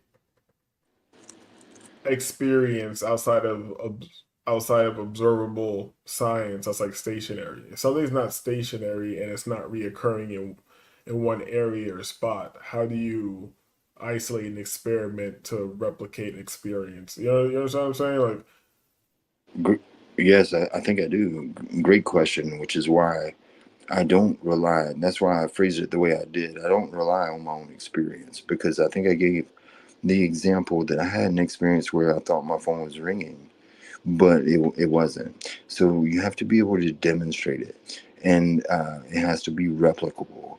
So just because I experienced a ghost, I felt it, I saw it. Me and my brother saw it at the same time. We felt it at the same time. If you can't replicate it, I think you should, question whether you've seen, good enough evidence to convince you that it was real. was that a real example, or you just made a random example up? Me and my brother didn't see a ghost. I don't believe it. But like the Wait, wait, kind, wait, wait. You just said something very well. You said me and my brother did not see it. Goes, I don't believe it. Did you see it? Did you see it? Wait, wait. That was very weird what you just said. I said, did that happen or not? You just said, no, me and my brother did not see it. Goes, I don't believe it. That makes me sad. That sounds like you saw something, but you're just telling me you don't believe it. well, that's fair. Let me explain. Somebody told me that story. The story goes, it wasn't me and my brother. Me and my brother were hanging out earlier. That's why I said that. But the story went that the guy was working in a fire department, right? And him and this other firefighter allegedly, I forget the details, but they both saw this apparition, ghost, whatever, at the same time. And it turned some little clipboard over and put it on the ground, or I forgot the details of it. You see what I'm saying? But and it was the conversation turned to me because they knew I was a skeptic. They like, Sterling, what do you think about that? Isn't that enough? And to me, it's not, because you can have a shared experience that is bullshit. The number of people that believe something, to me, doesn't lend credibility to it, because at one point in time there were, the whole world believes certain things that we later proved to be wrong. So the number of people, or the how long ago when it started, to me doesn't lend credibility to a claim, if that makes sense. We own some, we in I, a. yeah, yeah, I understand that, but okay, how about this, for example? Because I'm inclined to look into and kind of believe weird shit because I feel like the mainstream shit is bullshit. So I always check myself. So anytime I think I have experience or somebody, I'm always looking for the next level of confirmation. So even my experience, I discount all my experience.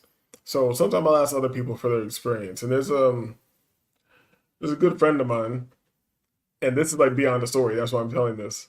We were talking shit one day, and he was like, I remember he mentioned to me back in the day that something going on in his office, like some things being moved around or some shit like that, or being it's like, oh, it's haunted or some shit like that. We're just laughing about it. So we're making logical conclusions. We're like, oh, there's probably like a rat getting in there or something, or like you haven't seen any rat shit around there, like you're just knocking things over or something like that, you know? And he's Sure. like, he's like, no, we haven't seen anything like that, blah blah blah. But you're probably right, whatever. And then time goes by. I forgot, like a lot of time goes by. And then one day he comes to me, he's like, oh, you want to see something? He's like, I gotta show you something. He pulls up he's like, yo, shit was, I was tired of like dealing with this. So I go through the security cameras. I'm just like scrolling, watching, seeing if anything happens. You know what I'm saying? And Yeah. he shows me the video, and on the video you see the phone just flip, and fly off the thing onto the floor. There's nothing happening. There's nobody there. There's like, so I don't like Yeah. so I've seen things like this on YouTube and on all types of bullshit on, whatever, and I can discount it like whatever. It's on Instagram or whatever. But this is somebody I know personally, who I know they're not trying to bullshit me. They don't believe in this shit. It's not like he was trying to be like, oh yeah, I got you. Like, yo, you believe it? Like, He was just showing me what the fuck happened, and I'm like, all right, well, what do I do with that? That is like that. Is that good enough, or do I have to keep being able to see that over and over again for it to be something? Is it good enough? It's good enough to believe that something happened. It's not good enough, in my humble opinion, to attribute it to a ghost or a spirit or a demon or. No, I'm not saying any of that. I'm just saying Okay, like something happened, sure. and a physical effect happened, Yes. and it could. I'm not saying it's a ghost. Maybe a weird like magnetic time pocket or some shit happened, and it like burst some Exactly. energy. You know what I'm saying? Like Yeah, it could it have been could be. static or some sort of yeah, some sort of who knows. Yeah. But I'm saying just as likely as it being that, it could be some weird like ghost shit. Oh, but see that's interesting that you said just as like. It's interesting when I hear people say that it's possible or that it's probable, because and I know you probably said that hyperbolically, like facetiously, like just tongue in A little cheek. bit, but I'm serious. A But little bit, but I'm but serious. but if you were serious, like how could you even begin to try to prove that is just as likely? You know what I mean? Like if like there is absolutely no mathematical basis for any of those claims, you Yeah, know? though what would make me prove is just as likely because I don't hear any reports or I've never seen anything in science that says like, yeah, sometimes there's little magnetic shifts or whatever that make things fly around. You know what I'm saying? I never heard that, you know? And I've never, if you can show me this where like, oh yeah, that's what happens regularly in science. Sometimes in your house, you know, sometimes the couch will just fall over or something like that. I'm not something that big, or the, you know, sometimes the lampshade will just like be crooked or fall over. That just happens. It's just like time. It's just like it's little magnetic gravity shifts or whatever. I've never heard any like scientific explanation for that. So I'm saying it's just as possible because I never heard scientific explanation for random happenings. Sure, well, sure, but all I'm saying is, just because science can't explain it to your liking, then we should withhold attributing it to the supernatural, because I don't believe in the supernatural, because everything is natural. Everything that we know is natural, and people just like to use terms like supernatural or ghosts or spirits or whatever, to explain the things that science can't yet explain. So once science can explain the things with science, then we no longer think the Earth is flat. Well, some people do, or we no longer, think that. Well, you know what? Yeah, yeah. Anyway, I don't there's know. I'm not gonna get into the Earth and all that. sure, I'm just saying that I I can't discount um all the cultural history and references to like a spiritual realm and people who have accounts of interacting with this spiritual realm and to say I need to have this scientifically broken down in a certain way like I don't know like a certain amount of data that you can cross reference. I don't know how many times you have to cross reference something before it can be like seen as having some type of significance, you know. that's a good question. It's a great question. But all I'm saying is, and we can leave it on this note if you want. All I'm saying is, just because you can't, it's not wrong. It's not a bad thing to not be able to explain something. You know what I mean? And just because you don't know, then I would leave it at that. I always leave it with I don't know, and try not to make some sort of jump to some other conclusion that, oh well, it I is. feel like you could do two things at once. I can say I don't know and also think about all the possibilities. Ah, I agree with that wholeheartedly, but it gets a little bit hairy when you say this possibility is equal to that possibility, and also, They're equal until I know they're not equal. Until one has more weight than the other one, they're equal. hmm, yeah, okay, that maybe that's fair. But how did you determine that it's possible?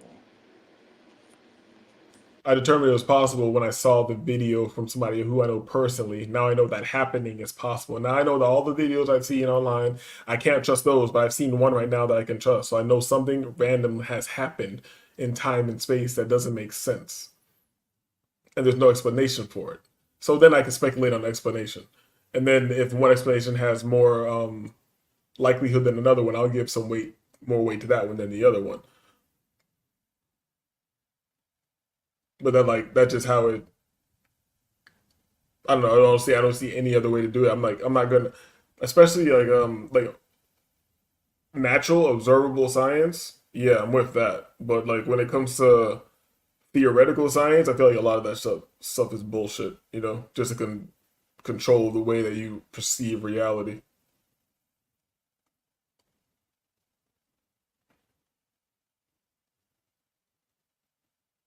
Yeah, Sterling fell asleep. No, I was sorry. I was thinking about what you said. Um, all right, yeah, I'm done pushing back. Yeah, you got anything else before we go?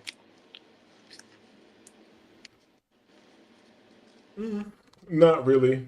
Like I said, it's a good conversation. Don't have any. Didn't have any real. I guess I did have a position when this thing started, and now I'm back to my usual position of having no position. So that's good.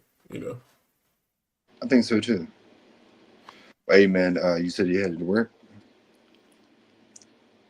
Yeah, I'm up, so it's not like I might as well go handle this stuff really early. So I have my whole day, so I go handle things in my office. All right, my guy, it's always a pleasure. I'm gonna go to bed. For sure, for sure. And I didn't even think I was gonna speak to you again, man. Hopefully we get Like to this, chop it up again. I hit the bell. Yeah, I saw you were live. Yeah, the algorithm works, man. I'll be back next time. Oh shit, maybe I'm not shadow banned. Shout out to YouTube and Shuzhin Wojgowski or whatever. Cheers. But cheers. All right, so peace and Sterling, our resident white person. You feel me? Good guy, as far as I know from the internet. Very thoughtful too, and I can appreciate anybody who is thoughtful, who is at least thinking, pondering, reflecting. But yeah, this is disagreeable. I'm disagreeable. We are disagreeable. This has been disagreeable. You know, like all the YouTube stuff. Hit all the buttons and peace.